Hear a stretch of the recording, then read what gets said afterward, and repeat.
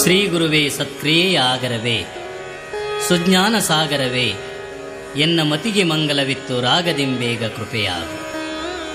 ಶ್ರೀ ಗುರುಭ್ಯೋ ನಮಃ. ಪ್ರಾರಂಭದಲ್ಲಿ ಸದ್ಗುರುನಾಥನ ಚರಣಾರವಿಂದಗಳಲ್ಲಿ ದೀರ್ಘದಂಡ ನಮಸ್ಕಾರವನ್ನು ಸಲ್ಲಿಸಿ, ಕಲಾವಿದರ ಆರಾಧ್ಯ ದೇವರಾದ ಪಂಡಿತ್ ಪುಟ್ಟರಾಜ ಮಹಾಸ್ವಾಮಿಯವರನ್ನು ಸ್ಮರಿಸಿಕೊಂಡು, ಲೋಕನಾಯಕರಾದ ಶಿವಶಕ್ತಿಯರಲ್ಲಿ ಹಣೆಮಣಿದು, ಕಥಾನಾಯಕರು ಶಿವಸ್ವರೂಪಿಗಳಾದ ಶ್ರೀಮದ್ ಜಗದ್ಗುರು ಸಿದ್ಧಾರೂಢ ಅಪ್ಪನವರ ಚರಣಾರವಿಂದಗಳಲ್ಲಿ ದೀರ್ಘದಂಡ ನಮಸ್ಕಾರವನ್ನು ಸಲ್ಲಿಸಿ, ಮಹಾತ್ಮರ ಲೀಲೆಯನ್ನು ಶ್ರವಣ ಮನನ ಮಾಡುವ ಸಕಲ ಪುಣ್ಯಾತ್ಮರಂತರಾತ್ಮಕ್ಕೂ ನನ್ನ ವಂದನೆಗಳು. ಪೂರ್ವಜನ್ಮದ ಪುಣ್ಯದಿಂದ ಮನುಷ್ಯ ದೇಹವನ್ನು ಧಾರಣ ಮಾಡಿದ ವ್ಯಕ್ತಿ ಸುಖವಾಗಿರಬೇಕಾದ್ರೆ, ಅವನು ಆನಂದವನ್ನು ಅನುಭವಿಸಬೇಕಾದ್ರೆ ಅದಕ್ಕೆ ಮಹಾತ್ಮರ ಗುರುವಿನ ಆಶೀರ್ವಾದ ಬೇಕು ಅಂತ ಬಲ್ಲವರು ಹೇಳ್ತಾರೆ. ಅಂಥ ಮಕ್ಕಳನ್ನು ಪಡೆಯಬೇಕಾದರೂ ಕೂಡ ಪೂರ್ವಜನ್ಮದ ಪುಣ್ಯ ಬೇಕು ಅಂತಕ್ಕಂಥದ್ದನ್ನು ಕೂಡ ನಾವು ತಿಳಿತಾ ಇದ್ದೀವಿ. ಅದರಂತೆ ಬೀದರ್ ಜಿಲ್ಲೆ ಬಾಲ್ಕಿ ತಾಲೂಕು ಚಳಕಾಪುರದಲ್ಲಿ ತಂದೆ ಗುರುಶಾಂತಪ್ಪ, ತಾಯಿ ದೇವಮಲ್ಲಮ್ಮ ಶರಣ ದಂಪತಿಗಳು ಈ ಪುಣ್ಯಾತ್ಮರ ಉದರದಿಂದ ಜನಿಸಿರತಕ್ಕಂಥವನೇ ನಮ್ಮ ಕಥಾನಾಯಕ ಶ್ರೀ ಸಿದ್ಧಾರೂಢ ಜಗದ್ಗುರು. ಆ ಗುರುಶಾಂತಪ್ಪನವರ ಕನಸಿನಲ್ಲಿ ಶಿವನು ಹೇಳಿದ್ದನಂತೆ, ಜಗತ್ತಿನಲ್ಲಿ ತುಂಬಿರುವ ಅಜ್ಞಾನವನ್ನು ಅಳಿಸುವುದಕ್ಕೋಸ್ಕರವಾಗಿ ನಾನು ನಿನ್ನ ಗರ್ಭದಲ್ಲಿ ಜನಿಸಿ ಬರ್ತಾ ಇದ್ದೀನಿ ಅಂತ. ಅದೇ ಪ್ರಕಾರವಾಗಿ ಅವರ ಮಗನಾಗಿ ಹುಟ್ಟಿದ್ದಾನೆ. ಆದರೆ ಈ ಸಿದ್ಧನ ಒಂದು ಲೀಲೆ ಅಗಾಧವಾಗಿರ್ತಕ್ಕಂಥದ್ದು, ವಿಚಿತ್ರವಾಗಿರ್ತಕ್ಕಂಥದ್ದು. ಊರಿನ ಜನ ಎಲ್ಲ ಅಂತ ಇದ್ರು, ಸಿದ್ಧ ಹುಚ್ಚಿದ್ದಂಗದನ, ಅವನ ತಲೆ ಸರಿ ಇಲ್ಲ, ಭಾಳ ಉಡಾಳ ಅಂತ. ಆದರೆ ಮಹಾತ್ಮರ ಒಂದು ಲೀಲೆ, ಆ ಭಗವಂತನ ಒಂದು ಸ್ವರೂಪ ತಿಳಿದುಕೊಳ್ಳೋದು ಅಷ್ಟು ಸರಳವಾದ ಮಾತಲ್ಲ. ಸಂಕ್ರಾಂತಿಯ ಹಬ್ಬ ಎಲ್ಲರಿಗೂ ಎಳ್ಳು ಬೆಲ್ಲವನ್ನು ಕೊಟ್ಟು ಸಂತೋಷಪಡಿಸುವಂಥ ಒಂದು ದಿವಸ. ಆ ದಿನ ಬೀದಿಯಲ್ಲಿ ಆಡುವಂಥ ಎಲ್ಲ ಮಕ್ಕಳನ್ನು ಕರೆದುಕೊಂಡು ಬಂದ ಸಿದ್ಧ. ಬರ್ರೋ, ನಮ್ಮ ಮನೆಗೆ ಎಳ್ಳು ಬೆಲ್ಲ ಕೊಡ್ತೀನಿ ಬನ್ನಿ ಅಂತ ಕರ್ಕೊಂಡು ಬಂದಂತೆ. ತಂದೆ ತಾಯಿಗಳು ಯಾರೂ ಮನೆಯಲ್ಲಿರಲಿಲ್ಲ. ತಾಯಿ ನೆಲುವಿನ ಮೇಲೆ ಒಂದು ಪುಟ್ಟ ಗಡಿಗೆಯಲ್ಲಿ ಎಳ್ಳನ್ನು ತುಂಬಿ ಮೇಲಿಟ್ಟಿದ್ರು. ಬಂದು ನೋಡಿದ, ಅದು ಸಿದ್ಧನ ಕೈಗೆ ನಿಲುಕ್ತಾ ಇರಲಿಲ್ಲ. ಒಂದು ಬಡಿಗೆ ತಗೊಂಡು ಆ ಗಡಿಗೆಗೆ ತೂತು ಹಾಕಿದನಂತೆ. ಆ ತೂತಿನಿಂದ ಎಳ್ಳು ಧಾರಾಕಾರವಾಗಿ ಸುರಿಯಲಾರಂಭಿಸಿತು. ಎಲ್ಲ ಮಕ್ಕಳು ಸಾಕಷ್ಟು ತಿಂದರು, ಉಡಿಯೊಳಗೆ ಕಟ್ಟಿಕೊಂಡ್ರು. ಆದರೆ ಪುಟ್ಟ ಗಡಿಗೆಯಲ್ಲಿರ್ತಕ್ಕಂಥ ಎಳ್ಳು ಖಾಲಿಯಾಗಲಿಲ್ಲ. ಎಲ್ಲ ದೊಡ್ಡವರು ಬಂದು ನೋಡ್ತಾರೆ, ಇದೇನು ಲೀಲೆ, ಇಷ್ಟು ಸಣ್ಣ ಗಡಿಗೆ ಒಳಗೆ ಇಷ್ಟು ರಾಶಿಯಾಗಿ ಎಳ್ಳು ಬೀಳಬೇಕಾದ್ರೆ ಏನು ಮಾಯೆ ಇರಬೇಕು, ಇದೆಂಥ ಒಂದು ಲೀಲೆ ಇರಬೇಕು ಈ ಸಿದ್ಧನಲ್ಲಿ. ನಂಬುವವರು ನಂಬುತ್ತಾರ, ನಂಬದವರು ಇಲ್ಲ. ಆಗ ತಾಯಿನೂ ಕೂಡ ಬಂದು ನೋಡಿ ಕೇಳ್ತಾರ, ಏನು ಇದು ಸಿದ್ಧ, ಏನಪ್ಪ ನಿನ್ನ ಲೀಲೆ ಅಂದಾಗ ಸಿದ್ಧ ಹೇಳ್ತಾನ, ಯವ್ವ ಇದು ನನಗೇನು ಗೊತ್ತಿಲ್ಲ, ಇದೆಲ್ಲ ನಿನ್ನ ಪಾದದ ಲೀಲೆ, ನಿನ್ನ ಪಾದದ ಮಹಿಮೆ. ಇಂಥ ಬಾಲಲೀಲೆಗಳನ್ನೇ ಪ್ರಾರಂಭ ಮಾಡಿದ ಸಿದ್ಧಾರೂಢ. ಮುಂದೊಂದು ದಿವಸ ಎಲ್ಲ ಹುಡುಗರನ್ನು ಕರೆದುಕೊಂಡು ಆ ಊರಿನಲ್ಲಿ ಒಂದು ದೊಡ್ಡ ಕೆರೆ, ಆ ಕೆರೆಯಲ್ಲಿ ಈಜೋದಕ್ಕೆ ಕರೆದುಕೊಂಡು ಹೋದ. ಬನ್ರೋ ಎಲ್ಲರೂ ಈಜೋಣ. ಅಲ್ಲಿ ಹೋದಾಗ ಅಲ್ಲಿ ಒಬ್ಬ ದೇವದತ್ತ ಅಂತಕ್ಕಂಥ ಹುಡುಗ, ಅವನಿಗೆ ಈಜೋದಕ್ಕೆ ಬರ್ತಾ ಇರಲಿಲ್ವಂತೆ. ಏ ಸಿದ್ಧ, ನನಗೆ ಬರೋದಿಲ್ಲ, ನನಗೆ ಈಜೋದಕ್ಕೆ ಬರೋದಿಲ್ಲ, ನಾನು ಬರೋದಿಲ್ಲ ಅಂದ. ನಾನು ಕಲಿಸ್ತೀನಿ ಬಾರ, ಏನು ದೊಡ್ಡದು ಹೇಳ್ತೀನೋ ಅಂತ ಆ ಹುಡುಗನ ಕೈ ಹಿಡ್ಕೊಂಡು ಕರ್ಕೊಂಡು ಹೋದ. ದೊಡ್ಡ ಕೆರೆ ಒಳಗೆ ನಡುಕೆರೆಗೆ ಹೋಗಿ ಆ ಹುಡುಗನನ್ನ ಕೈ ಬಿಟ್ಟ ಸಿದ್ಧ. ತಳಕ್ಕೂ ಹೋಗಿ ಕುಂತ. ದೇವದತ್ತ ಮ್ಯಾಲ ಬರಲಿಲ್ಲ. ಎಲ್ಲ ಹುಡುಗರು ನೋಡ್ತಾರ, ಸಿದ್ಧ ದೇವದತ್ತನ ಕೊಂದ. ಆ ಸುದ್ದಿ ನನಗೆ ಮುಟ್ಟಿ, ನಿನಗೆ ಮುಟ್ಟಿ, ಊರವರಿಗೆ ಮುಟ್ಟಿ. ಆ ಹುಡುಗನ ತಂದೆ ತಾಯಿಗಳು, ಊರವರು ಎಲ್ಲರೂ ಬಂದು ಕೆರೆ ದಂಡಿ ಮೇಲೆ ನಿಂತು ನೋಡ್ತಾರ. ಏನಾಯ್ತು, ಯಾರು ಕೊಂದ್ರು ನಮ್ಮ ಮಗನ್ನ? ಈ ಉಡಾಳ ಸಿದ್ಧನೇ ಕೊಂದ ನೋಡ್ರಿ, ಇವನೇ ತಗೊಂಡು ಹೋಗಿ ನೂಕಿಸ್ತ, ನಡು ನೀರಲ್ಲಿ ಕೈ ಬಿಟ್ಟ ನಿಮ್ಮ ದೇವದತ್ತನ್ನ ಅಂದಾಗ ಅವರು ಬಾಯಿಗೆ ಬಂದಂಗೆ ಬೈತಾರ. ಏನೋ ಸಿದ್ಧ, ನಾವು ನಿನಗೇನು ಅನ್ಯಾಯ ಮಾಡಿದ್ವೋ ಪಾಪಿ, ನಿನ್ನ ಮನೆ ಹಾಳಾಗಿ ಹೋಗಲಿ, ಯಾಕೆ ನಮ್ಮ ವಂಶನ ಹಾಳು ಮಾಡಿದಿ, ನಮ್ಮ ದೇವದತ್ತನನ್ನು ಕೊಂದು ಬಿಟ್ಟೇ ಇಲ್ಲೋ ಪಾಪಿ ಅಂದರು. ಆಗ ಸಿದ್ಧ ಹೇಳ್ತಾನ, ಯವ್ವ ನಾನೇನು ನಿಮ್ಮ ದೇವದತ್ತನ ಕೊಂದಿಲ್ಲ, ಆರಾಮದನವ. ಈ ಭವಸಾಗರವನ್ನು ದಾಟುವುದು ಹೇಗೆ, ಇದರಿಂದ ಪಾರಾಗುವುದು ಹೇಗೆ ಅಂತ ಚಿಂತೆ ಮಾಡ್ತಿದ್ದ. ಅದಕ್ಕೆ ಮೊದಲು ಜಲಸಾಗರದಲ್ಲಿ ಪಾರಾಗು ಅಂತ ಹೇಳಿ ನೀರಿನೊಳಗವನ್ನ ಕುಂದ್ರಿಸಿನಿ, ಆರಾಮದನ, ಬೇಕಾದ್ರೆ ನೀನು ಕರಿ ನಿನ್ನ ಮಗನ್ನ ಅಂದ ಸಿದ್ಧ. ಈ ಮಾತನ್ನು ನಂಬ್ತಿರೋ ಬಿಡ್ತಿರೋ? ಏನು ಹುಚ್ಚು ಹುಡುಗ ಹೇಳ್ತದೆ ಅಂತ ಕೆಲವ್ರು ಅಂತಾರೆ, ಇಲ್ಲ ಕರದಾರ ಕರಿ ಅಂತ ಕೆಲವ್ರು ಅಂತಾರೆ. ಹೆಂಗಾರ ಆಗಲಿ ಭಗವಂತನ ಲೀಲೆ ಅಂತ. ಏ ದೇವದತ್ತ, ಎಲ್ಲಿದೆಯೋ ನನ್ನ ಕಂದ, ಬಾರು ಅಂತ ಹಡದ ಕರುಳು ಕೂಗಿದಾಗ ಪಟ್ಟನೆ ಎದ್ದವನೇ ದಂಡಿಗೆ ಬಂದು ನಿಂತಿದ್ದಂತೆ ದೇವದತ್ತ. 2-3 ತಾಸುಗಳ ಕಾಲ ನೀರಿನಲ್ಲಿರ್ತಕ್ಕಂಥವನು ಏಕ್ದಮ್ ಬಂದು ನಿಂದಿರಬೇಕಾದ್ರೆ ಏನಿರಬೇಕಿದು? ಯಪ್ಪ, ನಿನಗೇನು ಆಗಲಿಲ್ಲೇನೋ, ನೀರಾಗಿ ಹೆಂಗಿದ್ದು ಅಂತ ಕೇಳಿದರೆ ಆ ಹುಡುಗ ಹೇಳ್ತದಂತ, ಯವ್ವ ನನಗೇನೂ ಆಗಿಲ್ಲ, ಈ ಸಿದ್ಧದನಲ್ಲ ಇವ ಕುಂದ್ರಿಸ್ಕೊಂಡು ಕುಂತಿದ್ನು ಬೇ, ಎಷ್ಟು ಆನಂದಿತ್ತು ಗೊತ್ತೇನಲ್ಲಿ. ಇವ ಸಣ್ಣವಲ್ಲವ, ಸಿದ್ಧ ಮಹಾಮಹಿಮಾ ಪುರುಷದನ, ಪರಮೇಶ್ವರನ ಸ್ವರೂಪದಾಗ ನನಗೆ ಕಂಡ ಅಂತ ಆ ಹುಡುಗ ಹೇಳ್ತು.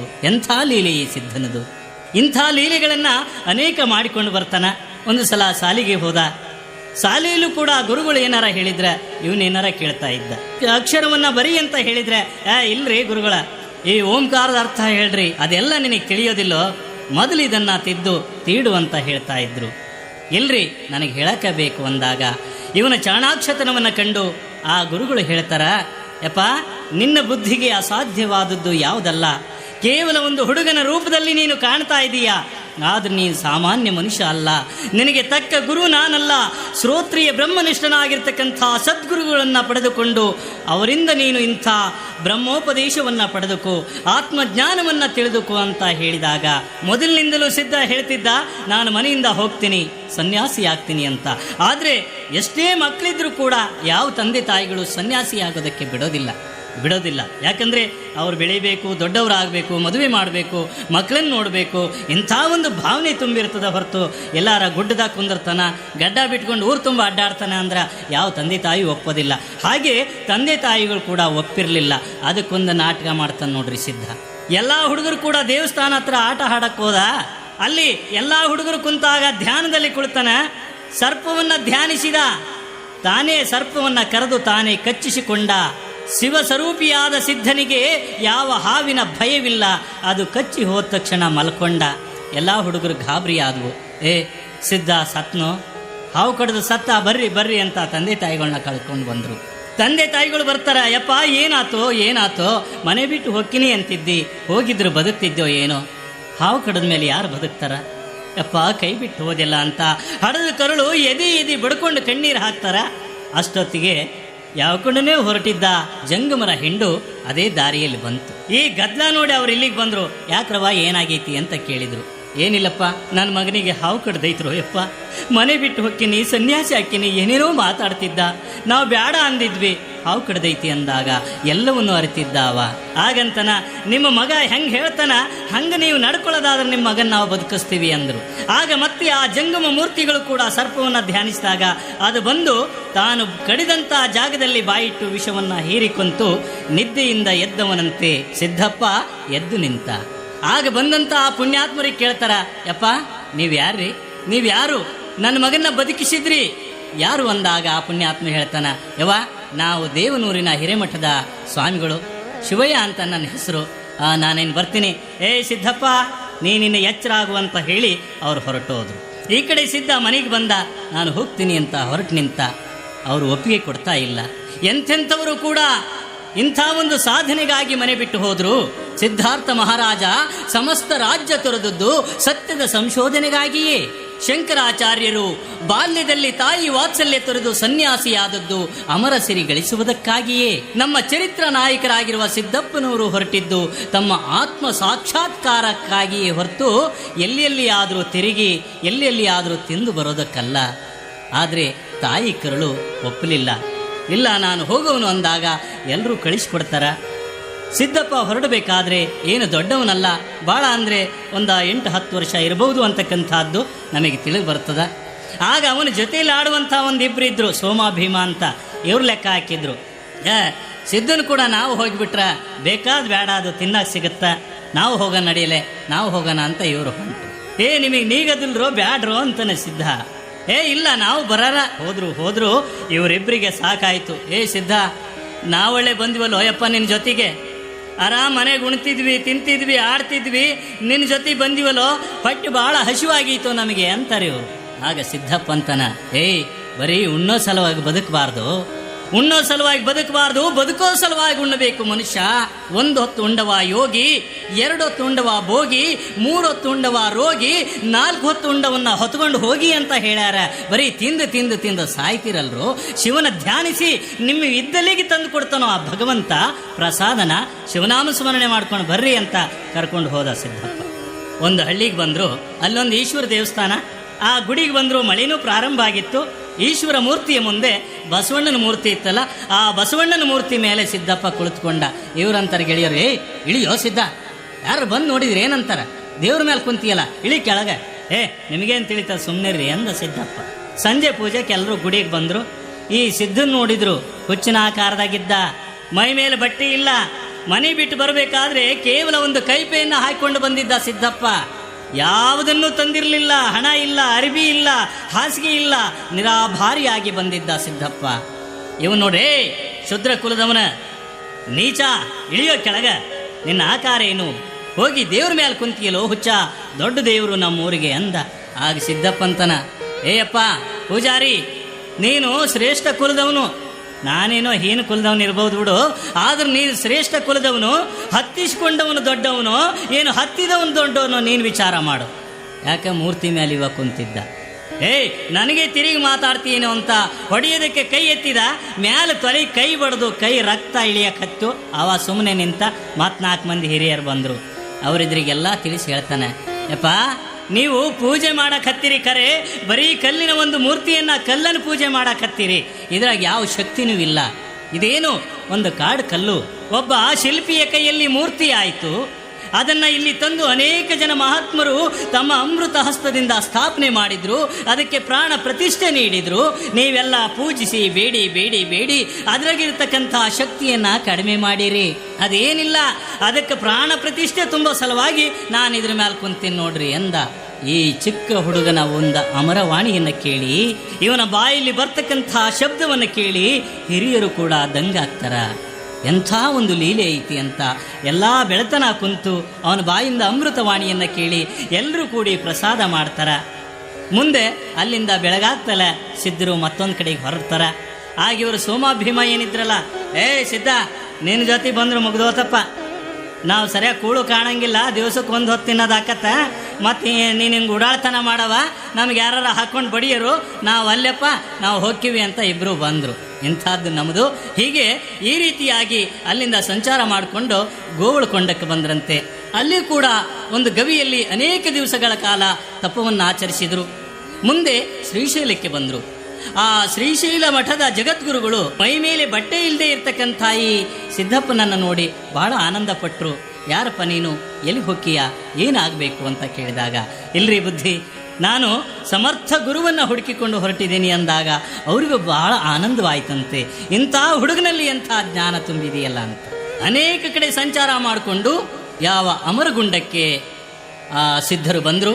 ಅಮರಗುಂಡದ ಗಜದಂಡ ಸ್ವಾಮಿಗಳ ಸನ್ನಿಧಿಗೆ ಬಂದು ಗುರುವಿಗೆ ನಮಸ್ಕಾರ ಮಾಡಿ ಕೇಳಿಕೊಂಡಾಗ ಆ ಗುರು ಕೇಳ್ತಾರ, ನೀನು ಯಾರಪ್ಪ ಅಂದರು. ಆಗ ಸಿದ್ದಪ್ಪ ಹೇಳ್ತಾನ, ಗುರುವೇ, ಈ ಬಾಳು ನಶ್ವರ, ಗಾಳಿಗೊಡ್ಡಿದ ದೀಪದಂತೆ ಅಶಾಶ್ವತವಾದದ್ದು. ಅನಿತ್ಯವಾದ ದೇಹವಿರುವಾಗಲೇ ನಿತ್ಯತ್ವವನ್ನು ಪಡೆಯಬೇಕು. ಅತ್ಯಂತ ದುಃಖದಾಯಕವಾದ ಬದುಕಿನಿಂದ ನಾನು ಬಿಡುಗಡೆ ಹೊಂದಿ ಪರಮಾನಂದ ಪ್ರಾಪ್ತಿ ಮಾಡ್ಕೋಬೇಕು ಅಂತ ತಮ್ಮ ಶ್ರೀಚರಣಕ್ಕೆ ಬಂದಿದ್ದೇನೆ. ಬುದ್ಧಿ, ನನ್ನನ್ನು ಉದ್ಧಾರ ಮಾಡ್ರಿ, ಈ ಬಹುಬಂಧನದಿಂದ ನನ್ನನ್ನು ಬಿಡುಗಡೆ ಮಾಡ್ರಿ ಅಂತ ಕೇಳಿಕೊಂಡ ಸಿದ್ದಪ್ಪ. ಆವಾಗ ಎಲ್ಲವನ್ನು ಅರಿತವರಾಗಿದ್ದ ಆ ಸದ್ಗುರುಗಳು, ಅರಿದು ನೋಡುವ ಒರೆದು ನೋಡುವ ಕಬ್ಬಿನ ಕೋಲಿನಂತೆ ಬೆದರದೆ ಬೆಚ್ಚದೆ ಇದ್ದರೆ ಕೈ ಹಿಡಿದೆತ್ತಿಕೊಂಬ ನಮ್ಮ ಕೂಡಲ ಸಂಗಮ ದೇವ ಅಂತ ಮಹಾತ್ಮರು ಹೇಳಿದಂತೆ ಆ ಗುರುಗಳು ಕಂಡು ಕಾಣದವರಂತೆ ಸುಮ್ಮನಿದ್ರು. ಅದೇ ಮಠದೊಳಗೆ ಸೇವೆ ಮಾಡ್ಲಿಕ್ಕೆ ಹತ್ತಿದ ಸಿದ್ದಪ್ಪ. ಏನು ಸೇವೆ ರೀ? ಆ ಗುರುಗಳ ಒಂದು ಕುದುರೆಯ ಮೈ ತಿಕ್ಕೋದು, ಅದರ ಲದ್ದಿ ಬಳಿಯೋದು, ಅದಕ್ಕೆ ಮೇವು ತಂದು ಹಾಕೋದು, ಹಕ್ಕಿ ಕಸ ಹುಡುಗೋದು, ಇಂಥ ಸೇವೆಯಲ್ಲಿ ತತ್ಪರನಾದ. ಹಸಿವಾಯಿತು ಅಂದ್ರೆ ಯಾರ್ದಾರ ಮನೆ ಮುಂದೆ ಹೋಗಿ ತಾನೇ ಒಂದು ರೊಟ್ಟಿ ಇಸ್ಕೊಬಂದು ತಾನೇ ತಿಂತಿದ್ದಂತ. ಇನ್ನೊಬ್ರಿಗೆ ಕೊಡ್ರಿ ಅಂತ ಮಠದಾಗ ಊಟ ಕೊಡ್ರಿ ಅಂತ ಕೇಳ್ತಿರ್ಲಿಲ್ಲ. ಇಂಥ ಒಂದು ಸೇವೆ ಆ ಗುರುವಿನ ಮನಸ್ಸಿಗೆ ಬರ್ತದ. ಎಂಥ ಶಿಷ್ಯ ಸಿಕ್ಕಿದ್ನಲ್ಲ ನನಗೆ ಅಂತ ಆನಂದ ಪಟ್ಕೊಂಡ್ರಂತೆ ಗುರು. ಒಂದು ಸಲ ಸುಭಾಶಾಸ್ತ್ರಿಗಳು ಅಂತ ಅವರು ಕಾಶಿಯಲ್ಲಿ ಜೀವನ ಗಳಿಸಿರ್ತಕ್ಕಂಥವರು, ಅವರು ಮಠಕ್ಕೆ ಬಂದರು. ಗುರುಗಳಿಗೆ ಕೇಳಿದರು, ಏನ್ರಿ ಯಾವ ಶಾಸ್ತ್ರವನ್ನು ಹೇಳ್ಕೊಡ್ತಾ ಇದ್ದೀರಿ ಹುಡುಗರಿಗೆ? ಏನಪ್ಪಾ ಉಪನಿಷತ್ತಿನ ಒಂದೊಂದು ವಾಕ್ಯಗಳನ್ನು ಹೇಳ್ಕೊಡ್ತೀನಿ ಅಂತ ಸ್ವಾಮಿಗಳು ಅಂದರು. ಆಗ ಸುಬ್ಬಾಶಾಸ್ತ್ರಿಗಳ ಅಂದ್ರಂತ, ಏನ್ರಿ ನೀವು ಉಪನಿಷತ್ತು ಅಂದರೆ ಅದು ಬ್ರಾಹ್ಮಣರಿಗೆ ಮಾತ್ರ ಮೀಸಲು, ಅದು ಇಂಥ ಶೂದ್ರರಿಗೆಲ್ಲ ಸಲ್ತಕ್ಕಂಥದ್ದಲ್ಲ, ಹೋಗ್ರಿ ಇವ್ರಿಗೆ ಹೇಳಕ್ಕೆ ಹೋಗ್ಬೇಡ್ರಿ, ಏನು ತಿಳಿತದ ಇವರಿಗೆ ಅಂದ್ರಂತ. ಆಗ ಸಿದ್ಧಾರೂಢರು ಬಂದು ಕೇಳ್ತಾರ, ಬ್ರಾಹ್ಮಣರೇ ಅದನ್ನು ತಿಳಿದುಕೋಬೇಕು ಅಂತ ಯಾವ ಗ್ರಂಥದಲ್ಲಾದರೂ ಬರೆದಿದೆಯೇನು? ಬ್ರಹ್ಮಜ್ಞಾನವನ್ನು ತಿಳಿದುಕೊಂಡು ಬ್ರಹ್ಮ ಸ್ವರೂಪಿಯಾಗಿರ್ತಕ್ಕಂಥವನೇ ಬ್ರಾಹ್ಮಣ. ಕೇವಲ ಬ್ರಾಹ್ಮಣರ ಹೊಟ್ಟೆಯಲ್ಲಿ ಹುಟ್ಟಿದ ಮಾತ್ರಕ್ಕೆ ಅವ ಬ್ರಾಹ್ಮಣ ಆಗೋದಿಲ್ಲರಿ, ಪಂಡಿತರ ಬ್ರಾಹ್ಮಣರಾಗೋದಿಲ್ಲ ಅಂತ ಎಲ್ಲ ರೀತಿಯಿಂದ ತಿಳಿಸಿ ಹೇಳಿದಾಗ ಸುಬ್ಬಾಶಾಸ್ತ್ರಿಗಳಿಗೆ ಮಾತಾಡೋಕ್ಕೆ ಬಾಯಿ ಬರಲಿಲ್ಲಂತೆ. ಅಬ್ಬಬ್ಬಬ್ಬಬ್ಬ, ಇಂಥ ಮಠದೊಳಗೆ ಎಂಥ ರತ್ನ ಐತಲ್ರಿ ಅಂತ ಅವರು ಕೂಡ ತಲೆ ಬಾಗಿದ್ರು. ಆಗ ಆನಂದವಾಯಿತು ಗಜದಂಡ ಸ್ವಾಮಿಗಳಿಗೆ. ಆ ಕ್ಷಣದಲ್ಲಿ ಸಿದ್ಧಾರೂಢ ಭಾರತಿ ಎಂಬ ಬಿರುದನ್ನು ಕೊಟ್ಟರು. ಹೋಗು ಸಿದ್ಧ, ದೇಶದೆಲ್ಲೆಡೆಯಲ್ಲಿ ಸಂಚರಿಸು, ಅಜ್ಞಾನದಲ್ಲಿದ್ದವರನ್ನ ಉದ್ಧರಿಸು. ನೀನಿಲ್ಲಿರೋದಕ್ಕೆ ಬಂದವನಲ್ಲ, ಸಂಚಾರ ಮಾಡೋದಕ್ಕೆ ಬಂದವನು, ಹೋಗಪ್ಪ ಹೋಗು ಅಂದಾಗ ತಾವು ಗುರು ಕೊಟ್ಟಂತಹ ಲಿಂಗವನ್ನು ಆ ಗುರುವಿನ ಪಾದಕ್ಕೆ ಬಿಚ್ಚಿಟ್ಟ ಸಿದ್ಧಾರೂಢ. ಆವತ್ತಿಗೆ ಲಿಂಗ ಬಿಟ್ಟ. ಯಾಕಪ್ಪ ಅಂದರೆ, ಇಲ್ರಿ ಸಣ್ಣವರಿದ್ದಾಗಿನ ಒಂದು ರೂಪ ದೊಡ್ಡವರಾದಾಗಿರೋದಿಲ್ಲ, ದೊಡ್ಡವರಾದಾಗಿನ ರೂಪ ಮುಪ್ಪಾವಸ್ಥೆಯಲ್ಲಿರೋದಿಲ್ಲ. ಹಾಗೆ ಈ ಮಾರ್ಗ ನಾನು ಹಿಡಿಬೇಕಾಗಿತ್ತು, ಅದರ ಮುಖಾಂತರವಾಗಿ ತಿಳಿದುಕೊಂಡ ಮೇಲೆ ಈ ಲಿಂಗದ ಹಂಗಿಲ್ಲ, ಸರ್ವವೂ ಲಿಂಗ ಸ್ವರೂಪವೈತೆ ಕರೆ, ನಾನು ಅದೇ ಸ್ವರೂಪದಲ್ಲಿ ಹೊರಟಿದ್ದೀನಿ, ಇದರ ಅವಶ್ಯ ಇಲ್ಲ ಅಂತ ಲಿಂಗವನ್ನು ಬಿಚ್ಚಿಟ್ಟು ಮುಂದೆ ಸಂಚಾರ ಮಾಡಿಕೊಂಡು ಬರ್ತಾರೆ. ಮತ್ತೆ ಹಂಪಿಗೆ ಬಂದರು. ಆ ಪೂಜಾರಿ ಹಂಪಿಯ ವಿರೂಪಾಕ್ಷನ ದರ್ಶನ ಪಡ್ಕೊಂಡು ಹೋಗಬೇಕು ಅಂತ ಗುಡಿ ಒಳಗೆ ಹೊರಟಿದ್ರಲ್ಲ, ಆ ಪೂಜಾರಿ ತಡದ. ಮಡಿವಂತ ಪೂಜಾರಿ, ಏನು ಕುಲದವನ, ಹೊರಟೋಗ ಅತ್ಲಾಗ, ಗೊತ್ತಾಗೋದಿಲ್ಲ ಇಲ್ಲಿ ಬರಕ, ಇಲ್ಲಿ ಬರುವಂಥ ಜನನೇ ಬ್ಯಾರೆ, ನಿನಗೆ ಇಲ್ಲಿ ಸ್ಥಾನ ಇಲ್ಲ, ಹೊರಟೋಗ ಆ ಕಡೆ ಅಂದಾಗ ಆಗ ಸಿದ್ಧಾರೂಢರು ಅಂತಾರ, ಯಪ್ಪ ನೀನು ನನ್ನ ಹೀನ ಕುಲದವ ಅಂತ ಕರೆದಿ, ಆದರೆ ಈ ದೇಹದಲ್ಲಿ ಹೀನ ಯಾವುದು? ಎಲ್ಲರೂ ಹುಟ್ಟಿದ್ದು ಈ ಹೊಲಸಿನ ಮನೆಯಲ್ಲಿ, ಅದು ನಿನಗೂ ಗೊತ್ತು. ಯಾಕಂದ್ರೆ ನೀನು ಹುಟ್ಟಿದ್ದು ಆ ಹೇಸ್ಕಿ ಹೊಲಿ ಮನೆಯಲ್ಲೇ ಅಲ್ವೇನಪ್ಪ. ಹೀನ ಶ್ರೇಷ್ಠ ಗುಣಗಳು ನನ್ನ ದೇಹಕ್ಕಿರೋದಾದ್ರೆ ನಿನ್ನ ದೇಹಕ್ಕೂ ಇಲ್ಲ ಅಂತ ನೀನು ಹೆಂಗೆ ಹೇಳ್ತಿ? ನಿನಗೆ ಯಾವ ಭರವಸೆ ಇದೆ? ಯಾವ ಮಲೆ ಹಾಲುಂಡು ನಿನ್ನ ದೇಹ ಪೋಷಣೆಯಾಗಿದೆಯೋ ಅದೇ ಹಾಲಿನಿಂದ ನನ್ನ ದೇಹವೂ ಬೆಳೆದಿದೆ ಅಂದಾಗ ನಮ್ಮಲ್ಲಿ ಯಾರು ಶ್ರೇಷ್ಠರು, ಯಾರು ಕನಿಷ್ಠರು? ಇರುವ 84 ಲಕ್ಷ ಜೀವರಾಶಿಯನ್ನು ಸಮಭಾವ ಸಮಬುದ್ಧಿಯಿಂದ ಕಂಡು ಸುಖ ದುಃಖಗಳನ್ನು ಸಮವೆಂದು ಸ್ವೀಕರಿಸುವ ಪರಮ ಜ್ಞಾನಿಯೇ ಪರಮ ಬ್ರಾಹ್ಮಣ ಅಂತ ಕೈ ಎತ್ತಿ ಸಾರಿ ಅಮೃತವಾಣಿ ನುಡಿದ್ರಂತೆ. ಆ ಪೂಜಾರಿಗೆ ಅರಿವಿನ ಕಣ್ಣು ತೆರೀತು. ಅಬ್ಬಬ್ಬಬ್ಬ, ನೋಡಕ್ಕೆ ಹಿಂಗಾದ್ರು ಯಾನಮನಿ ಮಾತಾಡ್ತಾನಲ್ರಿ, ಇಂಥ ಒಂದು ಮಾತು ನಾನು ಯಾರ ಬಾಯಿಗೂ ಕೇಳಿರಲಿಲ್ಲ ಅಂತ ತಮ್ಮ ಮಹಾರಾಜನ ಹತ್ರ ಓಡಿ ಹೋದ ಪೂಜಾರಿ. ಮಹಾರಾಜರ, ಇಂಥ ಒಬ್ಬ ಮನುಷ್ಯ ಅದನ, ಅವೇನು ಸಾಮಾನ್ಯ ಮಾತಾಡೋದಿಲ್ಲ, ಅವನ ವಾಣಿ ಅಮೃತ ವಾಣಿ ಐತಿ, ಮನಸ್ಸು ಮುಗ್ಧವಾಗ್ತದೆ ಅವನ ಮಾತು ಕೇಳಿ ಅಂದಾಗ ಮಹಾರಾಜರು ಮಂತ್ರಿಯನ್ನು ಕೊಟ್ಟು ಕಳಿಸಿದ್ರು. ರಥ ಕೊಟ್ಟು ಕರ್ಕೊಂಡು ಬರ್ರಪ್ಪ ಪುಣ್ಯಾತ್ಮನ ಅಂತ. ಮಂತ್ರಿ ಬಂದು ಕೇಳ್ಕೊಳ್ತಾನೆ ಸಿದ್ಧಾರೂಢರಿಗೆ, ಯಪ್ಪ ನಮ್ಮ ಮಹಾರಾಜರು ನಿಮ್ಮನ್ನು ಕರ್ಕೊಂಡು ಬರೋದಕ್ಕೆ ತಿಳಿಸಿದ್ದಾರೆ, ಬರ್ರಿ ಈ ರಥದ ಮೇಲೆ ಕುಂತ್ಕೊಳ್ರಿ ಅಂತ.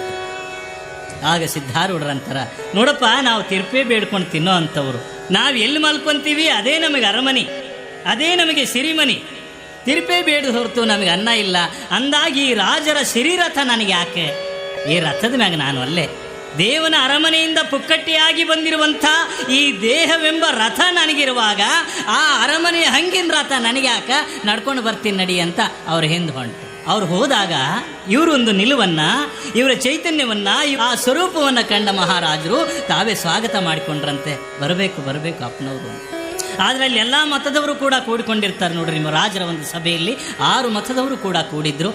ಅವರು ಈ ಒಬ್ಬ ಮನುಷ್ಯನನ್ನು, ನಮ್ಮ ಸಿದ್ಧಾರೂಢರನ್ನು ನೋಡಿ ಅಸಹ್ಯ ಪಟ್ಟುಕೊಂಡ್ರು. ಏನಿದು, ಇಂಥವನಿಗೆ ಮಹಾರಾಜರು ಕುರ್ಚಿ ಮೇಲೆ ಕುಂದ್ರಿಸ್ತಾರ?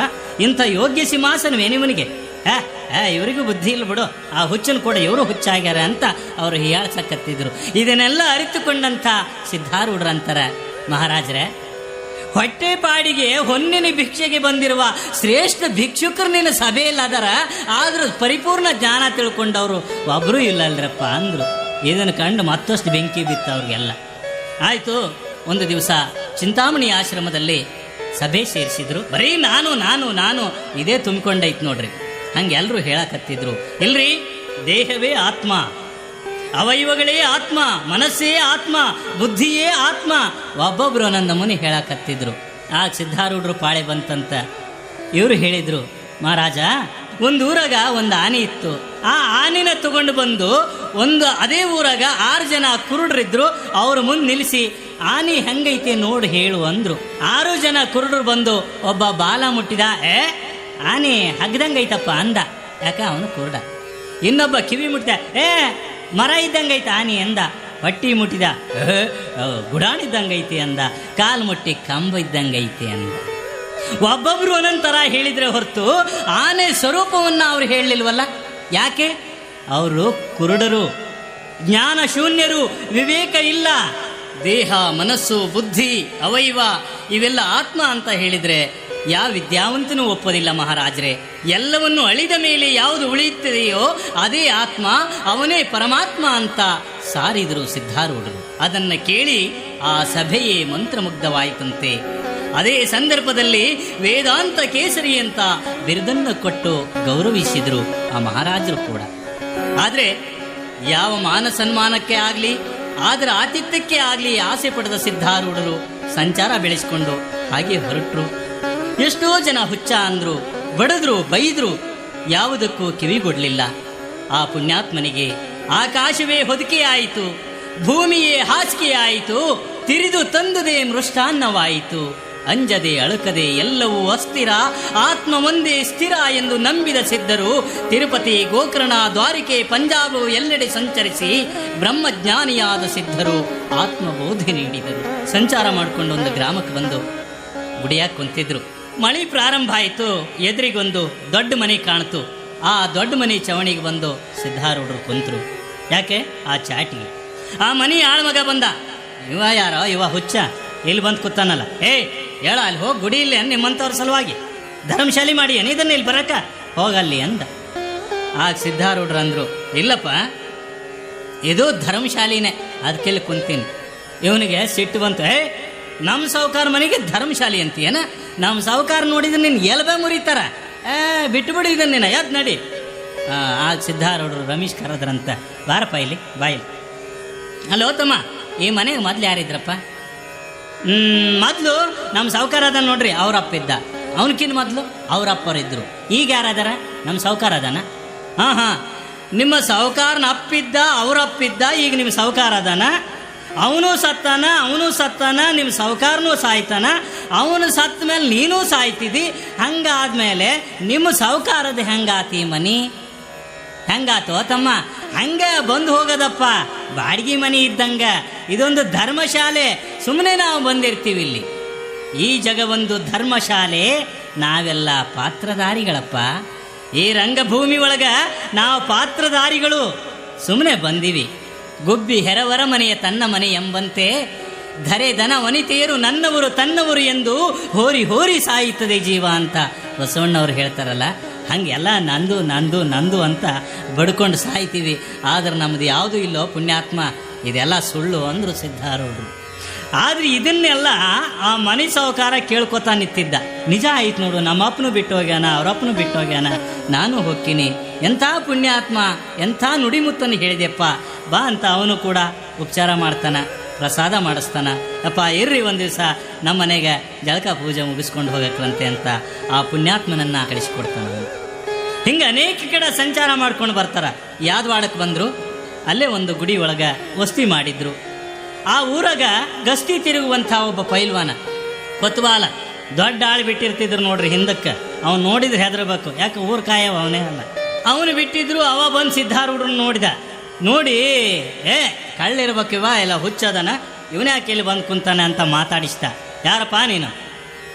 ಮಾತಾಡಲೇ ಇಲ್ಲ ಸಿದ್ಧಾರೂಢರು. ಇವನು ಕಳ್ಳದನೆ ಅಂತ ಹೇಳಿ ಅವನು ಸಾಕಷ್ಟು ಬಡ್ದ. ಸಿದ್ಧಾರೂಢರಿಗೆ ಬಡಗಿ ತಗೊಂಡು ರಮ್ ರಮ್ ರಮ್ ರಮ್ ಬಡ್ದ. ಇಕ್ಕಟ್ಟು ಜನ ಕೂಡಿ ನಾನು ಕೂಡು ನೀನು ಕೂಡು ಅಂತ ಬಿಡಿಸ್ಕೊಂಡ್ರು. ಯಾಕೋ ಪಾಪ ಆ ಮನುಷ್ಯನ ಯಾಕೆ ಹೊಡಿತೀವಿ ನೀನು ಅಂದಾಗ, ನಿನಗೆ ಹೊಡಿತೀವಿ ಅಂತ ಅವರೆಲ್ಲ ಎದ್ದು ನಿಲ್ತಾರ. ಆಗ ಸಿದ್ಧಾರೂಢರು ಅಂತಾರ, ಹೊಡಿಬೇಡ್ರಪ್ಪ ಅವನಿಗೆ ಯಾಕೆ ಹೊಡಿತೀರಿ? ಅವನೇನು ಮಾಡ್ಯಾನ ಹೊಡಿಯಕ್ಕ? ಈ ದೇಹದ್ದು ಎಷ್ಟೋ ದಿವಸದ ಕರ್ಮ ಐತಿ, ಆ ಕರ್ಮ ಕಳೆದಾನ. ಯಪ್ಪ ನೀನು ಇನ್ನೂ ಹೊಡಿಬೇಕಾಗಿತ್ತು ಅಂದ್ರಂತ. ಎಂಥ ಪುಣ್ಯಾತ್ಮರ್ರಿ, ಅದೆಂಥ ತ್ಯಾಗ ತುಂಬಿಕೊಂಡೈತಿ ಮಹಾತ್ಮನಲ್ಲಿ. ಸಾಕ್ಷಾತ್ ಶಿವನೇ ಬಂದಾನ. ಆಗ ಹೇಳಿದಾಗ ಮತ್ತೆಲ್ಲರೂ ಕೂಡ ಸಮಾಧಾನ ಮಾಡಿದರು. ಆ ಕೊತವಾಲ್ನು ಕೂಡ ಕ್ಷಮೆ ಕೇಳ್ತಾನೆ. ಯಪ್ಪ ತಪ್ಪಾಗೈತಿ, ಕ್ಷಮಿಸೋ ಯಪ್ಪ, ಕ್ಷಮಿಸು ಅಂತ ಬೇಡಿಕೊಂಡು ಅವನು ಕೂಡ ಸನ್ಮಾರ್ಗಿಯಾದನಂತೆ. ಹಿಂಗೆ ಅನೇಕ ಕಡೆ ಸಂಚಾರ ಮಾಡಿಕೊಂಡು ಬಿಜಾಪುರಕ್ಕೆ ಬಂದರು. ಹಸಿವಾಯಿತು ಅಂದರೆ ಯಾರ್ದಾರ ಮನೆ ಮುಂದೆ ಹೋಗಿ ಮುಗಿಲು ನೋಡ್ಕೊಂತ ನಿಂದಿರ್ತಿದ್ರಂತ. ಕೊಡ್ರಪ್ಪ ಅಂತ ಕೇಳ್ತಿರ್ಲಿಲ್ಲ. ಕೊಟ್ಟರು ಊಟ ಮಾಡೋದು, ಕೊಡಲಿಲ್ಲ ಅಂದ್ರೆ ಮುಗೀತಲ್ಲ, ಬೇಡಿದ್ನಿ ಅವ್ರು ಕೊಡಲಿಲ್ಲ, ಮುಗೀತು ನೋಡು ಅನ್ನೋದು ಹೋಗೋದು. ಅದು ದಿವ್ಸಕ್ಕೆ ಒಂದೇ ವೇಳೆ ಊಟ, ಒಂದೇ ಹೊತ್ತು. ಒಬ್ಬ ದೊಡ್ಡ ಶ್ರೀಮಂತನ ಮನೆ ಮುಂದೆ ನಿಂತಾಗ ಆ ಶ್ರೀಮಂತ ಏನು ಮಾಡ್ಬೇಕ್ರಿ, ಇದ್ರ ಒಂದು ತುತ್ತು ರೊಟ್ಟಿ ಕೊಡಬೇಕು, ಇಲ್ಲಾಂದ್ರೆ ಹೊಳಿ ಕಳಿಸ್ಬೇಕು. ಹಂಗೆ ಮಾಡಲಿಲ್ಲ. ಮನೆಗೆ ಕಸ ಬಳಿಯಕ್ಕೆ ಆಳು ಬಂದಿತ್ತಿಲ್ಲ ಅವತ್ತು. ಈ ಹುಚ್ಚದಂತಡಿ ಕಸ ಬಳಸೋನು ಅಂತ ಹೇಳಿ ಆ ಪುಣ್ಯಾತ್ಮನ ಕಡೆಯಿಂದ ಕೊಟ್ಟಿಗೆ ರಾಡಿ ಬಳಸಿದ್ನಂತ. ಶಗಣಿ ಬಳಸಿ ಹೊತ್ತು ಚೆಲ್ಲು ಅಂದನಂತ. ಜಗತ್ತಿನಲ್ಲಿ ತುಂಬಿರುವ ಕರ್ಮದ ರಾಡಿಯನ್ನು ತೆಗೆಯಲು ಬಂದ ಆ ಪುಣ್ಯಾತ್ಮನ ಕೈಯಿಂದ ನಾವೆಂಥ ಶಗಣಿ ಬಳಸಿದೀವ್ರಿ, ನಾವೆಂಥ ರಾಡಿ ಬಳಸೀವಿ. ಆಗ ಆಯ್ತಪ್ಪ ನಕ್ಕೊಂತ ಚೆಲ್ತಾರ. ಎಲ್ಲ ಸ್ವಚ್ಛ ಮಾಡಿದ್ರು, ಆದರೂ ಒಂದು ತುತ್ತು ಪ್ರಸಾದ ಕೊಡಲಿಲ್ಲ. ಕೊನೆಗೆ ಎಷ್ಟೋ ಜನ ಕಲ್ಲ ಹೊಡಿತಾರ, ಬಡಿಗೆ ತಗೊಂಡು ಒಗಿತಾರ. ಹುಚ್ಚ ಅಂತ ಮೈ ಕೈ ಎಲ್ಲ ರಕ್ತ ಸುರಿತದ. ಇದನ್ನೆಲ್ಲ ನೋಡ್ಲಾರ್ದೆ ಪುಣ್ಯಾತ್ಮರಾಗಿರ್ತಕ್ಕಂಥ ಕರುಣಾಮೂರ್ತಿಗಳಾದ ಕುಲಕರ್ಣಿಯವರು ಎಲ್ಲರ ಕೈಯಿಂದ ಬಿಡಿಸ್ಕೊಂಡು ತಮ್ಮ ಮನೆಗೆ ಹೋಗಿ ಆ ರಕ್ತ ಎಲ್ಲ ತೊಳೆದು ಸ್ವಚ್ಛ ಮಾಡಿ ಆ ಪುಣ್ಯಾತ್ಮನಿಗೆ ಪ್ರಸಾದ ಮಾಡಿಸಿ ಯೋಗಕ್ಷೇಮ ವಿಚಾರಿಸ್ತಾರ. ಆದರೂ ಯಾವುದನ್ನು ಬಯಸ್ಲಿಲ್ಲ, ಯಾವ ಯೋಗಕ್ಷೇಮನೂ ಬಯಸ್ತಿರ್ಲಿಲ್ಲ. ಯಾಕೆ ಹೊಡೆದ್ರಿ ಅಂತಿರಲಿಲ್ಲ. ಇಂಥ ಪುಣ್ಯಾತ್ಮ ಹಾಗೆ ದಾಟಿಕೊಂಡು ಅಲ್ಲೆಲ್ಲೇ ಬೋಧೆ ನೀಡ್ಕೊಂತ ಕೀಳವರಿಗೆ ಹೇಳ್ಕೊಂತ ಬರ್ತಾ ಇರಬೇಕಾದ್ರೆ ಹೊಳೆ ದಾಟುವಂಥ ಒಂದು ಸಂದರ್ಭ ಬರ್ತಿರುತ್ತೆ. ಆ ಹೊಳೆ ದಾಟಬೇಕಾದ್ರೆ ನಾವಿಕ ಇದ್ದ, ಆ ನೀರು ಇಳಿದಿತ್ತು, ನಾವೇ ದಂಡಿಗೆ ನಿಂತಿತ್ತು. ಅದನ್ನು ನೀರೊಳಗೆ ತಳ್ಳಬೇಕಾದ್ರೆ 4 ಮಂದಿ ಬೇಕಾಗಿತ್ತು. ಜನ ಸಿಕ್ಕಿಲ್ಲ ಅಂತ ಇವ್ ನೋಡ್ಕೊಂತ ನಿಂತಿದ್ದ. ಆಗಂದ, ಏ ಹುಚ್ಚ ಬಾಯಿಲಿ, ಈ ಕಡೆಯಿಂದ ಆ ಕಡೆ ದಡಕ್ಕೆ ನೀನು ತೊಗೊಂಡೋಗಿ ಬಿಡ್ತೀನಿ, ನಾವೇ ಸ್ವಲ್ಪ ತಳಬಾ. ಇವರೇನು ಮಾತಾಡಲಿಲ್ಲ, ಸುಮ್ಮನೆ ಹೋದರು. ಆಯ್ತಪ್ಪ ಅಂತ ಹೇಳಿ ಆ ನಾವೇನ ಮುಟ್ಟಿದ್ರಂತ್ರಿ ನಾಮಸ್ಮರಣೆಯಲ್ಲಿ ಸದಾ ಶಿವನಾಮಸ್ಮರಣೆ ಮಾಡ್ತಾ ಇದ್ರಲ್ಲ.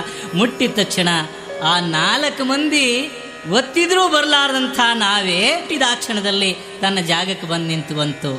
ಘಾಬಾದ ನಾವಿಕ, ಅಪ್ಪ ಏನಿದು, ಇಂಥ ಬಡಕಲ ದೇಹದಲ್ಲಿ ಈ ಮನುಷ್ಯನಲ್ಲಿ ಆ ಶಕ್ತಿ ಎಲ್ಲೈತಿ ಯಪ್ಪ, ಯಾರೋ ನೀನು ತಂದಿ ಅಂದ. ಆಗ ಸಿದ್ಧಾರೂಢರು ಹೇಳ್ತಾರ, ನಾನು ಒಬ್ಬ ಅಂಬಿಗನೇ ಅಂದರು. ಅಂಬಿಗ ಹಂಗಾರ ನಿನ್ನ ನಾವೇ ಎಲ್ಲೈತಿ ಪುಣ್ಯಾತ್ಮ? ಸಂಸಾರ ರೂಪ ನದಿಯೇ ಜೀವನ ಪ್ರವಾಹ. ಇದರಲ್ಲಿ ಹುಟ್ಟು ಎಂಬುದು ಒಂದು ದಡ, ಸಾವು ಎಂಬುದು ಮತ್ತೊಂದು ದಡ. ಜೀವನು ಕರ್ಮ ಫಲಾನುಸಾರವಾಗಿ ಹುಟ್ಟುತ್ತಾನೆ, ಬಾಳಿನ ಬಿರುಗಾಳಿಗೆ ಸಿಕ್ಕು ಎತ್ತೆತ್ತಲೋ ಕೊಚ್ಚಿಕೊಂಡು ಹೋಗ್ತಾನ. ಹಾದಿ ಕಾಣದ, ಗುರಿ ತಪ್ಪಿದ, ಗತಿಯನ್ನು ಮರೆತ ಇಂಥ ಕೋಟ್ಯಾಂತರ ಜೀವರನ್ನ ಪಾರಮಾರ್ಥ ಎಂಬುವ ನಾವಿಯಲ್ಲಿ ಕೂಡಿಸ್ತೀನಿ. ಪರಶಿವನ ನಾಮ ಸ್ಮರಣೆ ಎಂಬ ಹುಟ್ಟು ಹಾಕ್ತೀನಿ. ಮುಕ್ತಿ ಎಂಬ ತವರು ಮನೆಗೆ, ಶಾಂತಿಯ ಸದನಕ್ಕೆ, ನಲುಮೆಯ ನಿಲುಮನೆಗೆ ಕರ್ಕೊಂಡು ಹೋಗ್ತೀನಪ್ಪ. ನಿನ್ನಂತೆ ನಾನು ಒಬ್ಬ ಅಂಬಿಗ. ನೀನು ನೀರಲ್ಲಿ ಆ ದಡದಿಂದ ಈ ದಡಕ್ಕೆ ಜನರನ್ನ ಕರೆತಂದ್ರ ನಾನು ಮತ್ಯದಿಂದ ಅಮೃತತ್ವದೆಡೆಗೆ ಕೊಂಡೊಯ್ತೀನಿ, ಅಲ್ಲಿ ಕರ್ಕೊಂಡು ಹೋಗ್ತೀನಿ ಅಂದರು ಸಿದ್ಧಾರೂಢರು. ಈ ಮಾತನ್ನು ಕೇಳ್ತಾನೆ, ನೀನು ಮನುಷ್ಯ ಅಲ್ಲ, ಮಹಾಪುಣ್ಯಾತ್ಮ ಪರಮಾತ್ಮ, ಯಪ್ಪ ನಮ್ಮ ಮನೆಗೆ ದಯಮಾಡಿಸ್ಬೇಕು ಅಂತ ಹೇಳಿ ಪುಣ್ಯಾತ್ಮರನ್ನು ಕರ್ಕೊಂಡು ಹೋಗಿ ಸ್ನಾನ ಪೂಜೆ ಮಾಡಿಸಿ, ಆ ಪುಣ್ಯಾತ್ಮರಿಗೆ ಮೈ ಮೇಲೆ ಬಟ್ಟೆ ಇಲ್ಲ ಅಂತ ಹೇಳಿ ಹೊಸ ಒಂದು ದೋತ್ರ ತಂದಂತ. ಯಪ್ಪ ತಗೊಳ್ರಿ, ಇದನ್ನು ಧಾರಣ ಮಾಡ್ಕೊಳ್ರಿ. ಅಪ್ಪ ಅವನ ಮನಸ್ಸು ನೋಯಿಸಬಾರ್ದು ಅಂತ ಸುತ್ತಿಕೊಂಡ್ರು. ನಂತರ ಅದನ್ನು ಬಿಚ್ಚಿ ಆ ಕೈಪೆಗೆ ಎಷ್ಟು ಬೇಕೋ ಅಷ್ಟು ಹರ್ಕೊಂಡು ತಾವು ಧಾರಣ ಮಾಡಿಕೊಂಡು ಉಳಿದಿದ್ದ ಆಶೀರ್ವಾದ ಮಾಡಿ ಅವನ ಕೈಗೆ ಕೊಟ್ರ. ಅವನ ಮನೆ ಉದ್ಧಾರವಾಗಿ ಹೋಯ್ತಂತ. ಅವನು ಸಾಯುವರಿಗೂ ಆ ಸಿದ್ಧಾರೂಢರ ಭಕ್ತರಾಗಿ ಅವನು ಕೂಡ ಮುಕ್ತಿಯನ್ನು ಪಡ್ಕೊಂಡ ಅಂತಕ್ಕಂಥದ್ದು ಒಂದು ಸಂದರ್ಭದಲ್ಲಿ ನಮಗೆ ಕಂಡು ಬರ್ತದೆ. ಹಾಗೆ ಎಲ್ಲ ಕಡೆ ಸಂಚಾರ ಮಾಡಿಕೊಂಡು ಯಾವ ತ್ರಿಕಾಲಜ್ಞಾನಿ ಗರಗದ ಮಡಿವಾಳಪ್ಪನವರ ಸನ್ನಿಧಿಗೆ ಸಿದ್ಧಾರೂಢ ಆಗಮಿಸಕತ್ಯಾರ. ಅಂಥ ಒಬ್ಬ ಗರಗದ ಮಡಿವಾಳಪ್ಪನವರ ಶಕ್ತಿ ಎಂಥದ್ದು, ಸತ್ತವರನ್ನು ಬದುಕಿಸುವಂಥ ಒಂದು ಶಕ್ತಿ ಅವರಲ್ಲಿತ್ತು. ಸಂಸ್ಕೃತ ಅಭ್ಯಾಸವನ್ನು ಕಾಶಿಯಲ್ಲಿ ಮಾಡಿ ಜಯಗಳಿಸಿದ್ರು. ಜಯಗಳಿಸಿದಾಗ ಒಬ್ಬ ಪಂಡಿತ ಇವರ ಮುಂದೆ ಅವಮಾನವನ್ನು ಹೊಂದಿ ಆತ್ಮಹತ್ಯೆ ಮಾಡಿಕೊಂಡಿದ್ದ. ಅಂದಾಗ ಇಂಥ ವಿದ್ಯೆಯನ್ನು ನಾನು ಕಲಿತೇನು ಪ್ರಯೋಜನ ಅಂತ ಹೇಳಿ ಬಂದಿದ್ರು. ಯಾವ ಕಿತ್ತೂರಿನ ಕಲ್ಮಠಕ್ಕೆ ಒಡೆಯರಾಗಿದ್ದ ಇವರು ಕೆಲವು ಕುಹಕಿಗಳ ಕೈವಾಡದಿಂದ ಆ ಅಧಿಕಾರ ಇವರ ಕೈ ತಪ್ಪಿ ಹೋಯಿತು. ಮನನೊಂದ ಇವರು ಶಾಪ ಕೊಟ್ರಂತೆ. ರಾಣಿ ಚೆನ್ನಮ್ಮನವರ ಸಾಕು ಮಗನಾಗಿ ಬೆಳೆದಿದ್ದಂಥ ಮಡಿವಾಳಪ್ಪನವರು ಅದನ್ನೆಲ್ಲ ತ್ಯಾಗ ಮಾಡಿ ತಮ್ಮ ಮೈ ಮೇಲೆ ಹುಟ್ಟ ಬಟ್ಟೆಯನ್ನು ಸುಟ್ಟು ಸಂಚಾರವನ್ನು ಮಾಡಿಕೊಂಡು ಬಂದು ಗರಗದಲ್ಲಿ ಉಳಿದ್ರು ಅಂತಕ್ಕಂಥದ್ದು ತಿಳಿದು ಬರುತ್ತೆ. ಸತ್ತವರನ್ನ ಬದುಕಿಸುವಂತ ಒಂದು ಸಂಜೀವಿನಿ ಮಹಾಮಂತ್ರ ಇವರಿಗೆ ಗೊತ್ತಿದ್ರು. ಇದು ಬಯಲಿಗೆ ಬಂದಿತ್ತಿಲ್ಲ. ಇದನ್ನು ಬಯಲಿಗೆ ತಂದವರು ಯಾರು ಅಂತ ಕೇಳಿದ್ರೆ ನವಲಗುಂದದ ಅಜಾತ ನಾಗಲಿಂಗಪ್ಪನವರು. ಒಂದ್ಸಲ ನಾಗಲಿಂಗಪ್ಪನವ್ರು ಗರ್ಗಕ್ಕೆ ಬಂದ್ರಂತ ಮಠದ ಬಾವಿ. ನಾಗಲಿಂಗ ಬಂದಿದ್ದು ಮಡಿವಾಳಪ್ಪನವ್ರಿಗೆ ಗೊತ್ತಿರಲಿಲ್ಲ. ಯಾವುದೋ ಒಂದು ಹೆಣ್ಮಗಳು ನೀರಿಗೆ ಬಂದು ಆ ಹೆಣ್ಮಗಳನ್ನ ತೆಗೆದು ನಾಗಲಿಂಗಪ್ಪನವರು ಬಾವಿಯಲ್ಲಿ ಚೆಲ್ಲಿಬಿಟ್ರು. ನೀರು ಕುಡಿದು ಹೆಣ್ಮಗಳು ಸತ್ತು ಹೋದ್ರು. ಆಗ ನಾಗಲಿಂಗಪ್ಪ ಎಲ್ಲ ಜನರನ್ನ ಕರೀತಾರ, ಬರ್ರೋ ಇಲ್ಲಿ, ಕಣ್ಣು ಕಾಣೋದಿಲ್ಲ, ಇವು ಮಹಾತ್ಮ ಹಂಗೆ ಹಿಂಗೆ ಅಂತೀರಿ, ಇವೆಂಥ ಕೆಲಸ ಮಾಡ್ಯಾನ ನೋಡ್ರಿ, ಬಾವ್ಯಾಗ ಆ ಹೆಣ್ಮಗಳನ್ನ ಚೆಲ್ಲಾನೆ ಅಂತ ನಾಗಲಿಂಗಪ್ಪ ಹೇಳಿದಾಗ ಮಡಿವಾಳಪ್ಪನವ್ರು ಅಂತಾರೆ, ಜನರ ಮುಂದೆ ಇದ್ದದ್ದು ಒಂದು ಇಲ್ಲದೊಂದು ಹೇಳಿ ನಾನು ಬಡಿಸ್ಬೇಕು ಅಂತ ಬಂದಿಯೇನೋ ನಾಗಲಿಂಗ, ಕಿಡಿಗಿಡಿತನ ಮಾಡಬೇಡ ಅಂತ. ಆಗ ಆ 4-6 ಮಂದಿ ಬಂದು ಆ ನೀರಿನಲ್ಲಿ ಬಿದ್ದಿರ್ತಕ್ಕಂಥ ಹೆಣವನ್ನು ತೆಗೆದು ಮ್ಯಾಲೆ ಹಾಕಿದ್ರು. ಮಡಿವಾಳಿ, ನಾನು ಸುಳ್ಳು ಹೇಳ್ತೀನೋ ನೀನು ಸುಳ್ಳು ಹೇಳ್ತೀನೋ ಗೊತ್ತಾಕತ್ತೆ, ಆ ಹೆಣ್ಮಗಳನ್ನೇ ಮಾತಾಡಿಸಿ ಕೇಳು ಅಂದರು. ಆಗ ಮಡಿವಾಳಪ್ಪನ ಅಂತಾರ, ಆಕಿ ಸತ್ತಾಳ, ಆಕಿ ನೀರು ಕೇಳ್ತೀಯೋ, ಕೇಳೋ ನಾಟಕ ಮಾಡಬೇಡ ಅಂದರು. ಆಗ ಹೆಣ್ಮಗಳಿಗೆ ತಮ್ಮ ಹಸ್ತ ಸ್ಪರ್ಶವನ್ನ ಮಾಡಿ ಕೇಳ್ತಾರ, ಯವ್ವ ನಿನ್ನ ಬಾವಿಲು ಒಗದವನು ಈ ಉಡಾಳ್ ನಾಗ್ಯಾನೋ, ಕಣ್ಣು ಕಾಣದ್ ನಾನೋ ಹೇಳುವಂದಾಗ ನಿದ್ದೆಯಿಂದ ಎದ್ದವರಂತೆ ಹೆಣ್ಮಗಳು ಎದ್ದು ಕುಂತ್ಲಂತ. ಯಪ್ಪ, ಕಳೆದ ಒಬ್ಬವ ಉಳಿಸ್ದ ಒಬ್ಬವ, ನೀವಿಬ್ರು ಪವಾಡ ಪುರುಷರ. ಮಡಿವಾಳ ಯೋಗಿ ಕಡೆ ಹತ್ರ ಸತ್ತವ್ರನ್ನ ಬದುಕಿಸೋ ಶಕ್ತಿ ಐತಿ ಅಂತ ತೋರಿಸ್ಕೊಡಕ ಈ ನಾಗಲಿಂಗಜ್ಜ ಮಾಡಿದ ಲೀಲಾಯಪ್ಪ ಅಂದ್ಲಂತ ತಾಯಿ.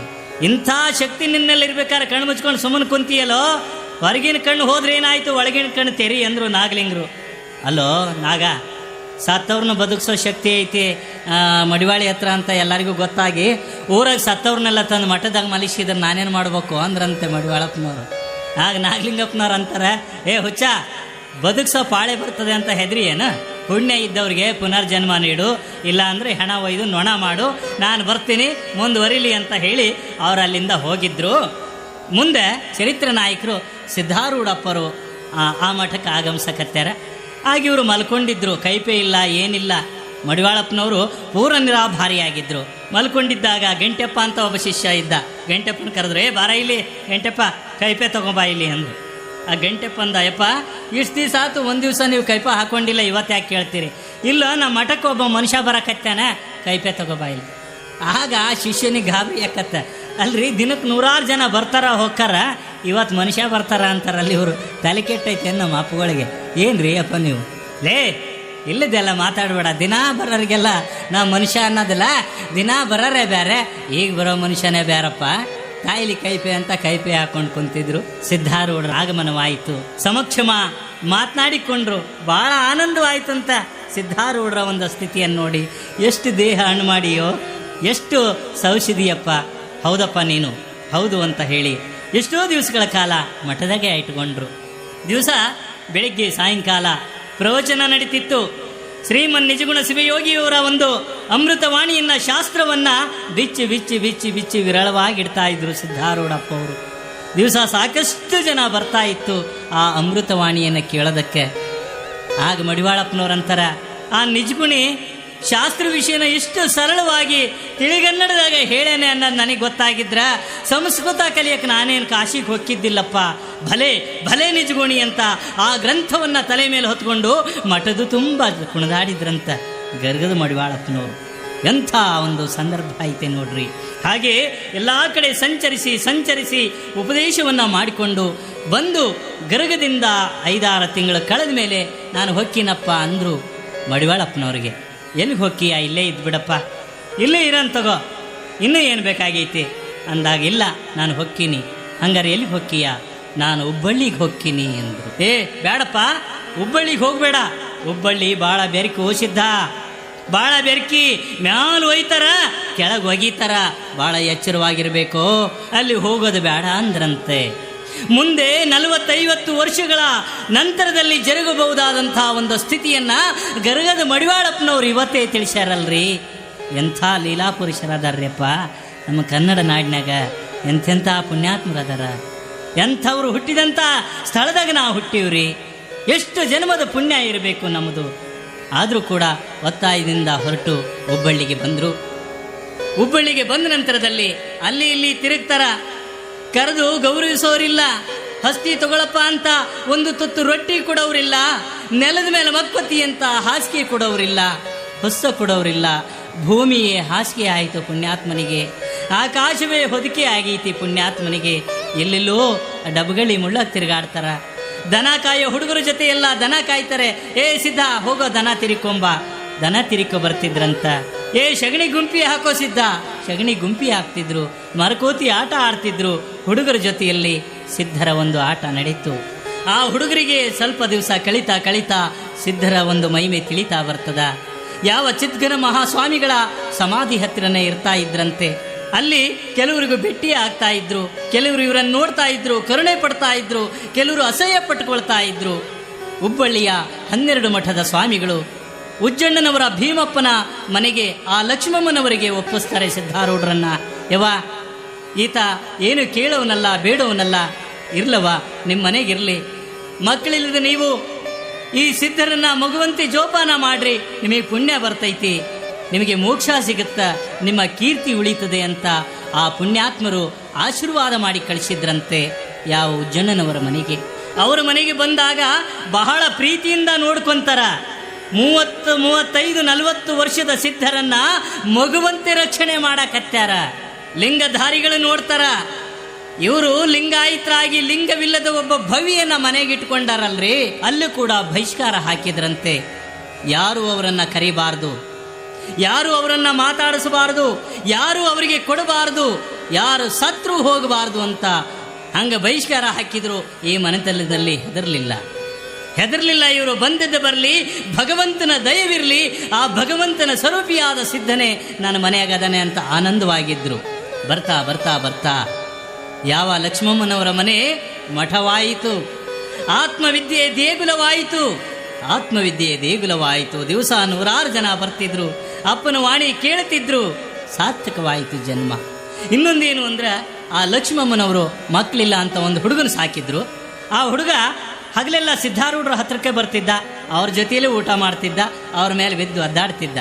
ಆಗ ಹಿಂಗೆ ಕುಂತಾಗ ಸಿದ್ಧಾರೂಢರು ಅಂದ್ರಂತ, ಎಷ್ಟು ಚಂದ ಆಡ್ತಿ, ಭಾಳ ಲಕ್ಷಣವಾಗಿದ್ದಿ, ನೀನು ಬದುಕುಳಿದ್ರೆ ನಿನ್ನಂಥ ಭಾಗ್ಯಶಾಲಿನೇ ಯಾರೂ ಇಲ್ಲ ಅಂದ್ರಂತ. ಹಿಂಗಂದು ಒಂದು ದಿವಸ ಆಗಿರಲಿಲ್ಲ, ಆ ಹುಡುಗ ತೀರ್ಕೊಂಡು ಬಿಡ್ತು. ತಗೋರಿ ಜನ ಚಾಲು ಮಾಡಿದ್ರು. ಆ ಸಿದ್ಧಾರೂಢರು ಹಂಗೆ ಅಂದಿದ್ರು, ಆ ಹುಡುಗ ಸಾಯ್ತು. ಲಕ್ಷ್ಮಮ್ಮನವರು ಅಂತಾರೆ, ಯಪ್ಪ ಸಿದ್ದಪ್ಪ, ಹಿಂಗಾಗಿ ಹೋಯ್ತಲ್ಲೋ ನಾನು ಬಾಳೆವು, ನಾನು ಬದುಕು ಹಿಂಗಾಯ್ತಲ್ಲೋ, ನಾ ಏನು ಮಾಡಲಿ? ಯವ್ವ ಚಿಂತೆ ಮಾಡಬೇಡ ನೀನು. ಲೌಕಿಕದಲ್ಲಿ ಬಿದ್ದು ಒದ್ದಾಡುವ ಮಗ ಬೇಕು, ಏನು ಆತ್ಮಜ್ಞಾನಿಯಾದ ಮಗ ಬೇಕು ಅಂತ ಕೇಳಿದರು. ಯಪ್ಪ ನನಗೆ ಆತ್ಮಜ್ಞಾನಿಯಾದ ಮಗ ಬೇಕು. ಹಂಗಾರೆ ಈ ಜನ್ಮದಾಗ ನಿನಗೆ ಮಕ್ಕಳು ಆಗೋದಿಲ್ಲಲ್ಲ, ಹೆಂಗೆ ಮಾಡೋದವ್ವ? ಇಲ್ಲ ನನಗಿದೇ ಜನ್ಮದಲ್ಲಿ ಬೇಕು ಅಂದರು ಆ ಲಕ್ಷ್ಮಮ್ಮ. ಆಗ ಸಿದ್ಧಾರೂಢರ ಅಂತಾರ, ಹಂಗಾರ ನಾನೇ ನಿನ್ನ ಮಗ ಅಂತ ಹೇಳಿ ನನ್ನನ್ನು ಸ್ವೀಕಾರ ಮಾಡ್ಕೊಳ್ಳವ, ನಿನ್ನ ಉಡಿಯಾಗ ಹಾಕು ಅಂದರು. ಆಯಿತು, ಮಗನಾಗಿ ಬಿಟ್ಟ ಸಿದ್ಧಾರೂಢರು. ಮಗನಾದರೂ ಮಗನಂತೆ ಜೋಪಾನ ಮಾಡ್ತಾರ. ಮುಂದೆ ಅದೇ ಮನೆತನದಲ್ಲಿ ಹುಟ್ಟಿದ ಹುಡುಗ ಗುರಪ್ಪ, ಅವರೇ ಗುರುನಾಥಾರೂಢರಾಗ್ತಾರ. ಇದನ್ನೆಲ್ಲ ಕಾಣ್ತಾರ, ಈ ವೈಭವವನ್ನು ನೋಡ್ತಾರ. ಜನ ಸೇರದಾದ್ರು. ಯಾವ ಚಿದ್ಘನ ಮಹಾಸ್ವಾಮಿಯವರ ಒಂದು ಮಠದ ಹತ್ರ ಹೋಗಿ ಯೋಗದಲ್ಲಿ ಕುಳಿತುಕೊಳ್ತಿದ್ರಂತೆ ಸಿದ್ಧಾರೂಢರು. ಆಗ ಇದನ್ನೆಲ್ಲ ನೋಡಿ ಸೇರ್ಲಾರ್ದಂತಹ ಜನ ಬಾಡಿಗೆ ಕೊಲೆಗಾರನಿಗೆ ಹೇಳ್ತಾರ, ಹೋಗು ಅವನಿಗೇನಾದರೂ ಮಾಡು, ಅವನ ಹೊಡಿ ಸಾಯಿ ಹೊಡಿ. ಅವ ಬಂದ, ಯೋಗದಲ್ಲಿ ಕುಂತಾಗ ಸಾಕಷ್ಟು ಹೊಡೆದ, ಬಡಗಿ ತಗೊಂಡು ರಾತ್ರಿ ಎಲ್ಲ ಹೊಡೆದ ತಲೆ ಸೀಳೈತಿ, ಮೈಕೈಯೆಲ್ಲ ಒಡೆದು ರಕ್ತ ಸೋರ್ತೈತಿ. ಬೆಳಗಾಗೋದಕ್ಕೆ ಬಂತು, ಏನು ಹೊಡೆದು ಸಾಕಾಯ್ತ ಹೊರತು ಅವರೇನು ಮಾತಾಡಲಿಲ್ಲ. ಯಾಕೆ ಹೊಡಿತಿ ಅಂತ ಕೇಳಲಿಲ್ಲಂತೆ ಸಿದ್ಧಾರೂಢರು. ಬೆಳಗಾಗೋದಕ್ಕೆ ಬಂತು. ಆಗ ಸಿದ್ಧಾರೂಢರು ಅಂತಾರಂತ, ಯಪ್ಪ ಇನ್ನು ಇಲ್ಲಿಗೆ ಭಕ್ತರು ಬರ್ತಾರ, ಅವ್ರು ಬಂದಾಗ ನೀನು ಇಲ್ಲಿದ್ದಿ ಅಂದ್ರ ಅವ್ರು ನಿನ್ನ ಹೊಡಿತಾರ. ಅದನ್ನು ನೋಡೋ ಶಕ್ತಿ ನನಗಿಲ್ಲಪ್ಪ. ಹೋಗು, ಈಗ ಹೋಗಿಬಿಡು, ಓಡಿ ಹೋಗು, ತಪ್ಪಿಸ್ಕೋ, ಅವ್ರ ಕಣ್ಣಿಗೆ ಬೀಳಬೇಡ. ನಿನಗಿನ್ನೂ ಈ ಸಿದ್ಧನಿಗೆ ಹೊಡಿಬೇಕು, ಈ ದೇಹದ ಕರ್ಮ ಕಳಿಬೇಕು ಅಂತ ನಿನಗನಿಸಿತ್ತು ಅಂದ್ರೆ ಮತ್ತೆ ರಾತ್ರಿ ಬಾರೋ ಯಪ್ಪ ಹೊಡಿಯಕ್ಕಂತ ನೀನು ನನ್ನ ತಂದಿ, ಹೋಗು ಅಂದರು. ಆಗ ಓಡಿ ಹೊಂಟಿದ್ದ. ಅವು ಹೋಗ್ಬೇಕಾದ್ರೆ ನನ್ನ ಕಾಲಾಗಿನ ಪಾದರಕ್ಷೆ ಬಿಟ್ಟು ಹೊಂಟಿದ್ದ. ಆಗ ಸಿದ್ಧಾರೂಢರು ಮಾತು ಕರೀತಾರೆ, ಯಪ್ಪ ತಂದಿ ಬಾಯಿಲಿ ನೋಡು, ಹೆದರಿಕೊಂಡು ಓಡಿ ಹೋಗಕತ್ತಿದಿ, ಕಾಲಾಗಿನ ಚಪ್ಪಲಿ ಇಲ್ಲೇ ಬಿಟ್ಟಿದಿ, ಕಲ್ಲು ಮುಳ್ಳು ನಿನ್ನ ಕಾಲಿಗೆ ನೆಟ್ಟಿದ್ರ ಅದನ್ನು ನೋಡಿ ತಳ್ಕೊಳಕ್ಕೆ ನನಗಾಗೋದಿಲ್ಲಪ್ಪ, ಈ ಪಾದರಕ್ಷೆ ಮೆಟ್ಕೊಂಡು ಹೋಗು ಅಂದ್ರಂತೆ ಸಿದ್ಧಾರೂಢರು. ಆಗ ಪುಣ್ಯಾತ್ಮ ಅಂತಾನೆ, ಯಪ್ಪ ನನ್ನ ತಾಯಿ ಕೂಡ ನನ್ನನ್ನಿಷ್ಟು ಕಾಳಜಿ ಮಾಡಲಿಲ್ಲ, ಯಾವ ನೀಚರ ಮಾತು ಕೇಳಿಕೊಂಡು ಇವತ್ತು ನಾನು ನಿನಗೆ ಹೊಡಿದ್ನಲ್ಲೋ ಯಪ್ಪ, ನಿನಗೆ ಹೊಡಿದ್ನಿ, ನಾನೆಂಥ ಪಾಪಿನೋ, ನನ್ನ ಕ್ಷಮಿಸಪ್ಪ, ಕ್ಷಮಿಸು. ಇಲ್ಲ, ನಿನಗೆ ಹಿಂಗೆ ಮಾಡು ಅಂತ ಹೇಳಿದವ್ರನ್ನ ನಾನು ಜೀವಂತ ಬಿಡೋದಿಲ್ಲ ಯಪ್ಪ. ಪಾದದ ಮ್ಯಾಗ ಬಿದ್ದ ಕಣ್ಣೀರು ಸುರಿಸ್ತಾನ. ಹುಚ್ಚ, ಅವ್ರು ಹೇಳಿದ್ದು ಬರಾಬರಿ, ನೀನು ಮಾಡಿದ್ದು ಬರಾಬರಿ, ನನಗಾಗಿದ್ದು ಬರಾಬರಿ, ಇದು ಯಾರ್ದೋ ತಪ್ಪಿಲ್ಲ, ಆರಾಮಿರು, ನೀನು ಉದ್ಧಾರ ಹಾಕಿ ತಮ್ಮ, ನೀನು ಉದ್ಧಾರ ಹಾಕಿ ಅಂತ ಮನ ತುಂಬಿ ಆಶೀರ್ವಾದ ಮಾಡಿದ್ರಂತೆ ಸಿದ್ಧಾರೂಢ. ಮತ್ತೊಂದು ಸಲ ಕೆರೆ ದಂಡಿ ಮ್ಯಾಗ ಯೋಗದಲ್ಲಿ ಕುಳಿತಿದ್ರಂತೆ. ಯಾರೋ ಒಬ್ಬ ಹೇಳಿಕೊಟ್ಟ, ಹೋಗಲೇ ನಾನು ಯೋಗದಾಗಿದ್ದೀನಿ, ಜ್ಞಾನ ಇರೋದಿಲ್ಲ ಅಂತ ಕುಂತಿರ್ತಾನ ಸಿದ್ಧ, ಅವನ ತಲೆ ಮೇಲೆ ನಿಗಿ ಉರಿಯುವಂಥ ಕೆಂಡ ತಗೊಂಡೋಗಿ ಇಟ್ಟುಬಿಡಲೆ ಬೆಂಕಿನ ಅಂತ ಬೆಂಕಿ ಇಡಿಸಿದ್ರಂತೆ ತಲೆ ಮ್ಯಾಗ. ಆದರೂ ಯೋಗದಾಗ ಸುಮ್ಮನೆ ಕುಂತಿದ್ರು. ಯಾವ ಉಜ್ಜಣ್ಣನವರು ಭೀಮಪ್ಪ ನೋಡ್ಕೊಂತ ಹೊಕ್ಕನ, ಅಪ್ಪರ ಎಲ್ಲ ಕಾಣೋಲ್ರು ಅಂತ ತಲೆ ಮೇಲಿನ ಬೆಂಕಿ ನೋಡಿ ಅವನು ಹೊಟ್ಟೆಗೆ ಸಂಕಟಾಕತ್ತ ಓಡಿ ಹೋದ್ನಂತೆ ಬೆಂಕಿ ತೆಗಿಬೇಕು ಅಂತ. ಆಗ ಸಿದ್ಧಾರೂಢರು ನೋಡಿ ಅಂದ್ರಂತ, ತೆಗಿಬೇಡ, ಯಾವನ ಸಲುವಾಗಿ ಅವ ಇಟ್ಟನೋ ಬೇಕಿದ್ರೆ ಅವನೇ ಬಂದು ತೆಗಿತಾನ, ನೀನೇನು ತೆಗಿಬೇಡ ಅಂದ್ರಂತೆ ಸಿದ್ಧಾರೂಢರು. ಹೊಳ್ಳಿ ಅವನೇ ಬಂದ, ಅದನ್ನು ತೆಗೆದ, ಪಶ್ಚಾತ್ತಾಪವಾಯಿತು. ಎಂಥ ಪುಣ್ಯಾತ್ಮರು ನೋಡ್ರಿ, ಬದುಕೋದಕ್ಕೂ ಬಿಡೋದಿಲ್ಲ, ತಾವೂ ಬದುಕೋದಿಲ್ಲ. ಇಂಥ ದುಷ್ಟರೇ ಎಷ್ಟು ಜನ ತುಂಬಿಕೊಂಡಾರಲ್ಲ. ಯಾಕೆ ದ್ವೇಷ, ಯಾಕೆ ಮತ್ಸರ? ನಾವೆಲ್ಲ ಒಂದೇ ತಾಯಿ ಮಕ್ಕಳಲ್ವೇ? ನಾವು ಒಂದೇ ಭೂಮಾತೆಯ ಮೇಲೆ ನಾವು ಬದುಕ್ತಾ ಇಲ್ವೇ? ಅಂತರ ಎಲ್ಲದನ ದೇವರು ಸಿದ್ಧಾರೂಢ. ದೇವರು ನಾನೇ ದೇವರದಿನಿ, ಪರಮಾತ್ಮನ ಸ್ವರೂಪ ಅದೀನಿ ಅಂತ ತಾನೇ ಹೇಳ್ಕೊಂತಾನ. ಅವ ದೇವ್ರೇನು ಹುಚ್ಚದನ, ಹಂಗ ಹಿಂಗೆ ಅಂತ ಜನ ಸಾಕಷ್ಟು ರೀತಿಯಲ್ಲಿ ಮಾತಾಡ್ತಾರ. ಈಗಿರುವಂಥ ಮಠದ ಜಾಗದಲ್ಲಿ ಒಂದು ಚಪ್ರ ಹಾಕಿದ್ರು. ಭಕ್ತ ಬಳಗ ಸಾಕಷ್ಟು ಜನ ಮಠಕ್ಕೆ ಬರ್ತಾ ಇದ್ರು. ಅಲ್ಲಿ ಪ್ರತಿನಿತ್ಯನೂ ಆತ್ಮಬೋಧೆ ನಡೀತಾ ಇತ್ತು. ಎಷ್ಟೋ ಜನ ಕೇಳ್ತಾ ಇದ್ರು, ಆನಂದ ಪಡ್ತಾ ಇದ್ರು. ಇವತ್ತಿಗೂ ಆವತ್ತಿಗೂ ಸಿದ್ಧಾರೂಢರ ಮಠದಲ್ಲಿ ಜ್ಞಾನದಾಸೋಹ, ಧ್ಯಾನದಾಸೋಹ, ಅನ್ನದಾಸೋಹ 3 ರೀತಿಯಲ್ಲಿ ನಡೀತಾ ಇದೆ. ಇವತ್ತಿಗೂ ಕೂಡ ಜ್ಞಾನ ಬೇಕಾದರೆ ಜ್ಞಾನ ಪಡ್ಕೊಳ್ರಿ, ಧ್ಯಾನ ಬೇಕಾದರೆ ಧ್ಯಾನ ಮಾಡ್ರಿ, ಪ್ರಸಾದ ಬೇಕಾದರೆ ಕಿಚಡಿ ಪ್ರಸಾದ ಮಾಡ್ರಿ. ಸಾಕ್ಷಾತ್ ಸಿದ್ಧಾರೂಢ ಅಪ್ಪನವರೇ ನಿರ್ಮಿಸಿದಂಥ ಕೈಲಾಸ ಮಂಟಪ, ಅಲ್ಲಿಗೆ ಹೋಗಿ ಕುಂತ್ರ ಜೀವಂತ ಅದನ ಸಿದ್ಧಾರೂಢ. ಪ್ರತ್ಯಕ್ಷ ಪರಮಾತ್ಮನನ್ನ ತೋರಿಸಿಕೊಡ್ತಾನ. ದೇವರಿಲ್ಲ ಅನ್ನೋರು ಹೋಗಿ ಪರೀಕ್ಷೆ ಮಾಡಬಹುದು. ಅಂಥ ಪವಿತ್ರವಾದ ಸ್ಥಳ. ಸತತ ಕಾಲದಲ್ಲಿಯೂ ಕೂಡ ಶಿವನಾಮ ಸ್ಮರಣೆ ನಡೀತಾ ಇದೆ. ಆ ಭಗವಂತನ ಒಂದು ಲೀಲೆ ಈ ರೀತಿಯಾಗಿ ನಡ್ಕೊಂಡು ಬರ್ತಾ ಇರಬೇಕಾದ್ರೆ, ಈಗಿರುವಂಥ ಮಠ ಜಾಗದಲ್ಲಿ ಇದ್ದಾಗ ಅಪ್ಪವ್ರು ಕುಂತಿದ್ರು. 4 ಜನ ಮಾತಾಡಿಕೊಂಡು ಬಂದ್ರಂತ, ಯಪ್ಪ ಇವತ್ತು ನಮ್ಮ ಮಠದಾಗ ನಾವು ದಾಸೋಹ ಇಡಿಸಿವಿ, ಪೂಜೆ ಇಡಿಸಿವಿ, ಮುತ್ತೈದೇರಿಗೆ ಇಡಿಸಿವಿ, ನೀವು ಬರ್ಬೇಕ್ರಿ ಅಪ್ಪ ಪ್ರಸಾದಕ್ಕೆ. ಇಲ್ಲಪ್ಪ, ನಾನು ದಿವಸಕ್ಕೆ 1 ಸಲ ಪ್ರಸಾದ ಮಾಡೋದು ನಿಮಗೆ ಗೊತ್ತೈತಲ್ಲ, ನಂದು ಆಗೈತಿ. ಇಲ್ರಿ, ನೀವು ಪ್ರಸಾದ ಮಾಡದೇ ಇದ್ರೂ ಚಿಂತಿಲ್ಲ, ನಿಮ್ಮ ಪಾದ ಅಲ್ಲ ಹಾಕ್ರಿ, ನಿಮ್ಮ ಪಾದೋದಕ್ಕೆ ನಾವು ತಗೊಂತೀವಿ ಅಂದರು. ಆತ್ರಪ್ಪ, ನಿಮ್ಮ ಮನಸ್ಸು ಯಾಕೆ ನೋಯಿಸೋದು ಅಂತ ಹ್ಞೂ ಅಂದರು. ಎಲ್ಲ ಗೊತ್ತಿತ್ತು ಸಿದ್ಧಾರೂಢ್ರಿ. ಸಾಯಂಕಾಲ ಹೊರಟರು ಅವ್ರ ಮಠಕ್ಕೆ. ಈ ಮಠದಾಗಿದ್ದ ಶಿಷ್ಯರು, ಯಪ್ಪ ನಾವು ಬರ್ತೀವ್ರಿ. ಬೇಡ್ರಪ್ಪ, ನೀವು ಬರಬೇಡ, ನಾನು ಒಬ್ಬನೇ ಹೊಕ್ಕಿನಿ ಅಂದರು. ಇವರು ಆ ಮಠಕ್ಕೆ ಹೋದ್ರು. ಯಾವ ದಾಸೋಹನೂ ಇಲ್ಲ, ಮುತ್ತೈದೆಯರು ಇಲ್ಲ. ಇವರು 4 ಮಂದಿ ಶಿಸ್ತು ಕುಡಿದು ಬಡಗಿ ತಯಾರು ಮಾಡ್ಕೊಂಡು ಕುಂತಿದ್ರು. ಸಿದ್ಧಾರೂಢ ಬಂದ ತಕ್ಷಣ 4 ಮಂದಿ ಸಾಕಷ್ಟು ಹೊಡೆದು ಇವನ್ನ ಸಾಯಿ ಹೊಡೆದು ಬಿಡಬೇಕು ಅಂತ ಕೊನೆ ತೀರ್ಮಾನಕ್ಕೆ ಕುಂತಿದ್ರು. ಹೋಗಿ ಹೊಡಿಬೇಕು ಅನ್ನೋದ್ರಲ್ಲಿ ಇಲ್ಲೊಂದು ಆಶ್ಚರ್ಯ ಏನು ಅಂದ್ರೆ, ಅವ್ರು 4 ಮಂದಿ ಏನಿದ್ರಲ್ಲ, 4 ಮಂದಿನೂ ಸಿದ್ಧಾರೂಢ ಕಣ್ಣಂಗೆ ಕಾಣಕತ್ತಿದ್ರು. ಸಿದ್ಧಾರೂಢ ಒತ್ತಟ್ಟಿಗೆ ನಿಂತ್ಕೊಂಡು ನೋಡಕತ್ತಿದ್ರು. ಅವನಿಗೆ ಇವ ಹೊಡಿ, ಇವನಿಗೆ ಅವ ಹೊಡಿ. ಲೇ ನನಗೆ ಯಾಕೆ ಹೊಡಿತಿಲಿ ಅಂತಾನೆ, ಮತ್ತೆ ನನ್ನ ಮುಂದೆ ನಾಟಕ ಮಾಡ್ತೀನೋ ಅಂತ ಇವ ಅವನಿಗೆ ಹೊಡೆದ, ಅವ ಇವನಿಗೆ ಹೊಡೆದ. ಒಬ್ರಿಗೊಬ್ರು ತಲೆ ಹೊಡ್ಕೊಂಡು ಅಲ್ಲಿ ಬಿದ್ದರು. 4 ಮಂದಿ ಬಿದ್ದು ಒದ್ದಾಡಕತ್ತಿದ್ರು. ನಮ್ಮ ಅಪ್ಪರು ಇಷ್ಟೊತ್ತಾದರೂ ಯಾಕೆ ಬರಲಿಲ್ಲ ಅಂತ ಮಠದಿಂದ ಶಿಷ್ಯರು ಬರ್ತಾರ. ಆದ್ರೆ ಅಪ್ಪವ್ರು ನಿಂತು ನೋಡೋದನ್ನು ನೋಡಿ ಗಾಬರಿ ಯಾಕತ್ತ. ಏನಪ್ಪ ಇದು ಅಂದಾಗ, ಇಲ್ಲೇ ನಡೆದೈತೆ ನೋಡಪ್ಪ. ಅವ್ರನ್ನ ಉಪಚರಿಸಿ ಸಮಾಧಾನ ಮಾಡಿದ್ರಂತ ಸಿದ್ಧಾರೂಢರು. ಅವರು ಕೂಡ, ಯಪ್ಪ ನಾವು ನಿನಗೆ ದ್ರೋಹ ಮಾಡಬೇಕು, ನಿನ್ನ ಹೊಡಿಬೇಕು, ಸಾಯಿ ಹೊಡಿಬೇಕು ಅಂದ್ವಿ, ನೀನೇ ನಮ್ಮನ್ನು ರಕ್ಷಣೆ ಮಾಡಿದೆಲ್ಲೋ ತಂದು. ಅವರು ಕೂಡ ಭಕ್ತರಾಗ್ತಾರ. ಇಂಥ ಅನೇಕ ಲೀಲೆ ಒಂದಲ್ಲ ಎರಡಲ್ಲ ಆ ಪುಣ್ಯಾತ್ಮನಲ್ಲಿ ನಡೆದಿರ್ತಕ್ಕಂಥದ್ದು. ಪ್ರತಿಯೊಬ್ಬೊಬ್ಬರು ಕೂಡ ಪ್ರಸಾದಕ್ಕೆ ಕರ್ಕೊಂಡು ಹೋಗ್ತಿದ್ರು. ಒಂದು ಭಕ್ತರ ಮನೆಗೆ ಪ್ರಸಾದಕ್ಕೆ ಹೋಗಿ ಬರ್ತಾ ಇರಬೇಕಾದ್ರೆ ಎದುರಿಗೆ ನಾಗಲಿಂಗಪ್ಪನವ್ರು ಬಂದ್ರಂತೆ. ಈ ಸಿದ್ಧಾರೂಢರ ವೈಭವ ನೋಡಿ, ಅಲ್ಲ ಅಡ್ಡಿಲ್ಲಪ್ಪ ನಿಂದು ಅಂತ ಹೇಳಿ ಆ ಸಿದ್ಧಾರೂಢರ ಮೈ ಮೇಲಿದ್ದಂಥ ಒಂದು ವಸ್ತ್ರವನ್ನು ತಗೊಂಡ್ರು. ನಾಗಲಿಂಗರು ತಗೊಂಡು ಅದು 5 ತುಂಡು ಮಾಡಿ ಒಗೆದು ಬಿಟ್ರು. ಕೆಲವ್ರಿಗೆ ಸಿಟ್ಟು ಬರ್ತದೆ, ಏನಿವ ಹುಚ್ಚ ನಾಗಲಿಂಗ ಹಿಂಗೆ ಮಾಡ್ತಾನೆ ಅಂತ. ಆದರೆ ಸಿದ್ಧಾರೂಢರಿಗೆಲ್ಲ ಗೊತ್ತಿತ್ತು. ಅದನ್ನು ಒಗೆದು ತಮ್ಮ ಮೈ ಮೇಲಿರ್ತಕ್ಕಂಥ ಒಂದು ಬಿಳಿ ಕಂಬಳಿಯನ್ನು ಸಿದ್ಧಾರೂಢರ ಹೆಗಲ ಮೇಲೆ ಹಾಕಿದ್ರು ನಾಗಲಿಂಗಪ್ಪನವರು. ಏನಿದ್ರು ಮಹಿಮೆ ಅಂದರೆ ಪಂಚಮಹಾಭೂತಗಳಿಂದ ನಿರ್ಮಾಣವಾಗಿರ್ತಕ್ಕಂಥ ಈ ದೇಹ ಪಂಚಮಹಾಭೂತಗಳಿಗೆ ಹಂಚಿ ಹೋಗ್ತದೆ ಅನ್ನೋ ಸಂಕೇತವಾಗಿ ತುಂಡನ್ನು ಒಗೆದ್ರು, ತಮ್ಮ ಬಿಳಿ ಕಂಬಳಿಯನ್ನು ಹೊದಿಸಿದ್ರು. ಯಾಕೆ ಬಿಳಿ ಕಂಬಳಿ ಹರಿಯೋದಿಲ್ಲೇನ್ರಿ? ಹರಿತದ. ಆದರೆ ಬಿಳಿಯ ಬಣ್ಣ ಸ್ವಚ್ಛ ಶಾಶ್ವತ. ನಿನ್ನ ದೇಹ ಹೋದರೂ ಕೂಡ ನಿನ್ನ ಒಂದು ಕೀರ್ತಿ ಅಜರಾಮರವಾಗಿ ಸೂರ್ಯ ಚಂದ್ರರಿರುವವರೆಗೂ ಇರುತ್ತೆ ಎನ್ನುವ ಒಂದು ಸಂಕೇತವಾಗಿ ಯಾವ ನಾಗಲಿಂಗ ಶಿವಯೋಗಿಗಳು ಲೀಲೆಯನ್ನು ಮಾಡಿದರು. ಅವರು ಕೂಡಿಕೊಂಡು ಸಾಕಷ್ಟು ಪವಾಡಗಳನ್ನು ಕೂಡ ಮಾಡಿದರು.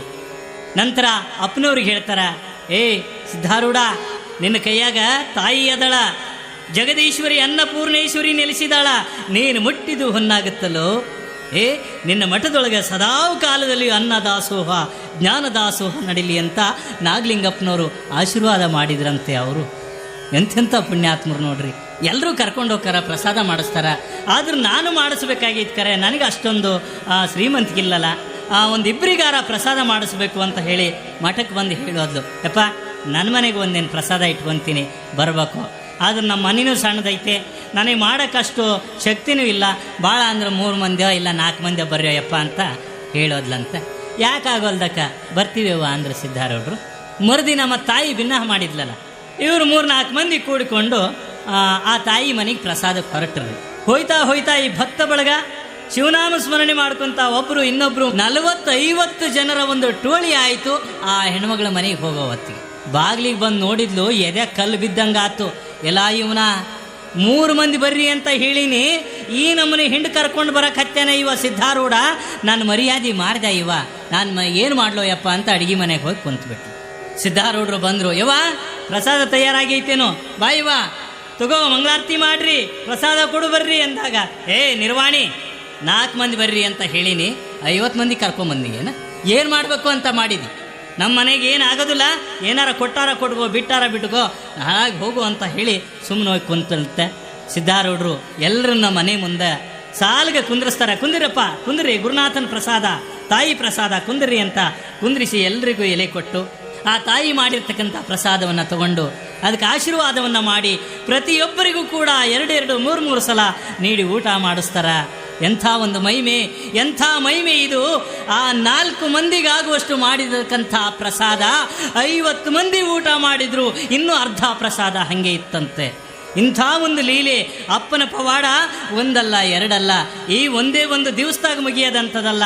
ನಾವು 1 ತಿಂಗಳ ಕಾಲ ಕುಂತ ಹೇಳಿದ್ರು ಆ ಪುಣ್ಯಾತ್ಮನ ಒಂದು ಲೀಲೆಯನ್ನು, ಆ ಮಾಡಿದಂಥ ಪವಾಡವನ್ನು ಮುಗಿಸಿದ್ವಿ ಅನ್ನೋಕ್ಕಾಗೋದಿಲ್ಲ. ಅಷ್ಟು ಲೀಲೆಯನ್ನು ಪುಣ್ಯಾತ್ಮರು ಮಾಡ್ಯಾರ. ಶಾಸ್ತ್ರ ಶ್ರವಣ ಮಾಡಬೇಕಾದ್ರೆ ಎಲ್ಲೆಲ್ಲಿಂದಲೂ ಬರ್ತಿತ್ತು ಜನ. ನಮ್ಮ ಈ ಧಾರವಾಡ ಜಿಲ್ಲೆ ಅಷ್ಟೇ ಅಲ್ಲ, ಈ ನಮ್ಮ ಕರ್ನಾಟಕ ಅಷ್ಟೇ ಅಲ್ಲ, ಮಹಾರಾಷ್ಟ್ರ, ತಮಿಳುನಾಡು, ಆಂಧ್ರ, ಅದರಲ್ಲಿ ಮಹಾರಾಷ್ಟ್ರದ ಭಕ್ತರಂತೂ ಮುಂಬೈಯಿಂದ ಬರುವಂತಹ ಭಕ್ತರು ಸಾಕಷ್ಟು ಪ್ರಮಾಣದಲ್ಲಿ ಬರ್ತಿದ್ರು. ಲಕ್ಷಗಟ್ಟಲೆ ಅಪ್ಪನ ಪಾದಕ್ಕೆ ಬೇಡಿದ್ರೆ ತಂದಿಡೋ ಅಂಥವ್ರಿದ್ರು. ಆದರೂ ಒಬ್ಬರಿಗೂ ಒಂದು ದುಡ್ಡು ಕೊಡ್ರಿ ಅಂತ ಕೇಳಿಲ್ಲ. ಭಾಳ ರೊಕ್ಕ ಕೊಟ್ಟವ್ರಿಗೆ ಆಶೀರ್ವಾದ ಮಾಡಬೇಕು, ಅವ್ರನ್ನ ಮುಂದೆ ಕರಿಬೇಕು, ಸ್ವಲ್ಪ ದುಡ್ಡು ಕೊಟ್ಟವ್ರನ್ನ ಹಿಂದೆ ಕಳಿಸಬೇಕು, ಈ ಭಾವ ಪುಣ್ಯಾತ್ಮನಲ್ಲಿಲ್ಲ. ಶಾಸ್ತ್ರ ಹೇಳುವಾಗ ಒಂದೊಂದು ಸಲ ಯಾರಾದರೂ ದೊಡ್ಡ ಮಹಾರಾಜರು ಇಂಥವ್ರು ಬರ್ತಿದ್ರಂತ. ಅವರು ಬಂದಾಗ ಶಿಷ್ಯರು ಬಂದು ಹೇಳ್ತಿದ್ರು, ಅಪ್ಪ ಇಂಥ ರಾಜರು ಬಂದಾರ, ಭಾಳ ಶ್ರೀಮಂತರದಾರ, ಅವ್ರನ್ನ ಎಲ್ಲಿ ಕುಂದ್ರಿಸ್ಲಿ ಅಂದಾಗ, ಅಲ್ಲೇ ಎಲ್ಲಾರ ಜಾಗ ಖಾಲಿ ಇದ್ದಲ್ಲಿ ಕುಂದಿರ್ತಾರೆ, ಹೋಗೋ ಎದಕ್ಕೆ ತಲೆ ಕೇಳಿಸ್ಕೊಂತೀರಿ ಅಂತಿದ್ರಂತೆ ಸಿದ್ಧಾರೂಢರು. ಈಗ ಯಾರು ಚಲೋ ಬಟ್ಟೆ ಹಾಕ್ಕೊಂಡು ಬಂದು ಒಂದು ಸ್ವಲ್ಪ ಸ್ಟೈಲ್ ಆಗಿದ್ದ ಅಂದರೆ ಕರ್ಕೊಬರ್ರಿ, ಇತ್ಲಾಗ ಮ್ಯಾಲೆ ಕರ್ಕೊಡ್ರಿ, ಕುರ್ಚಿ ಮ್ಯಾಲೆ ಕುಂದ್ರಿಸ್ರಿ, ಅವ್ರು ದೊಡ್ಡವರು, ಅವರಿಗೆ ಒಂದು ರೀತಿ ಮಾನ ಮನ್ನಣೆ.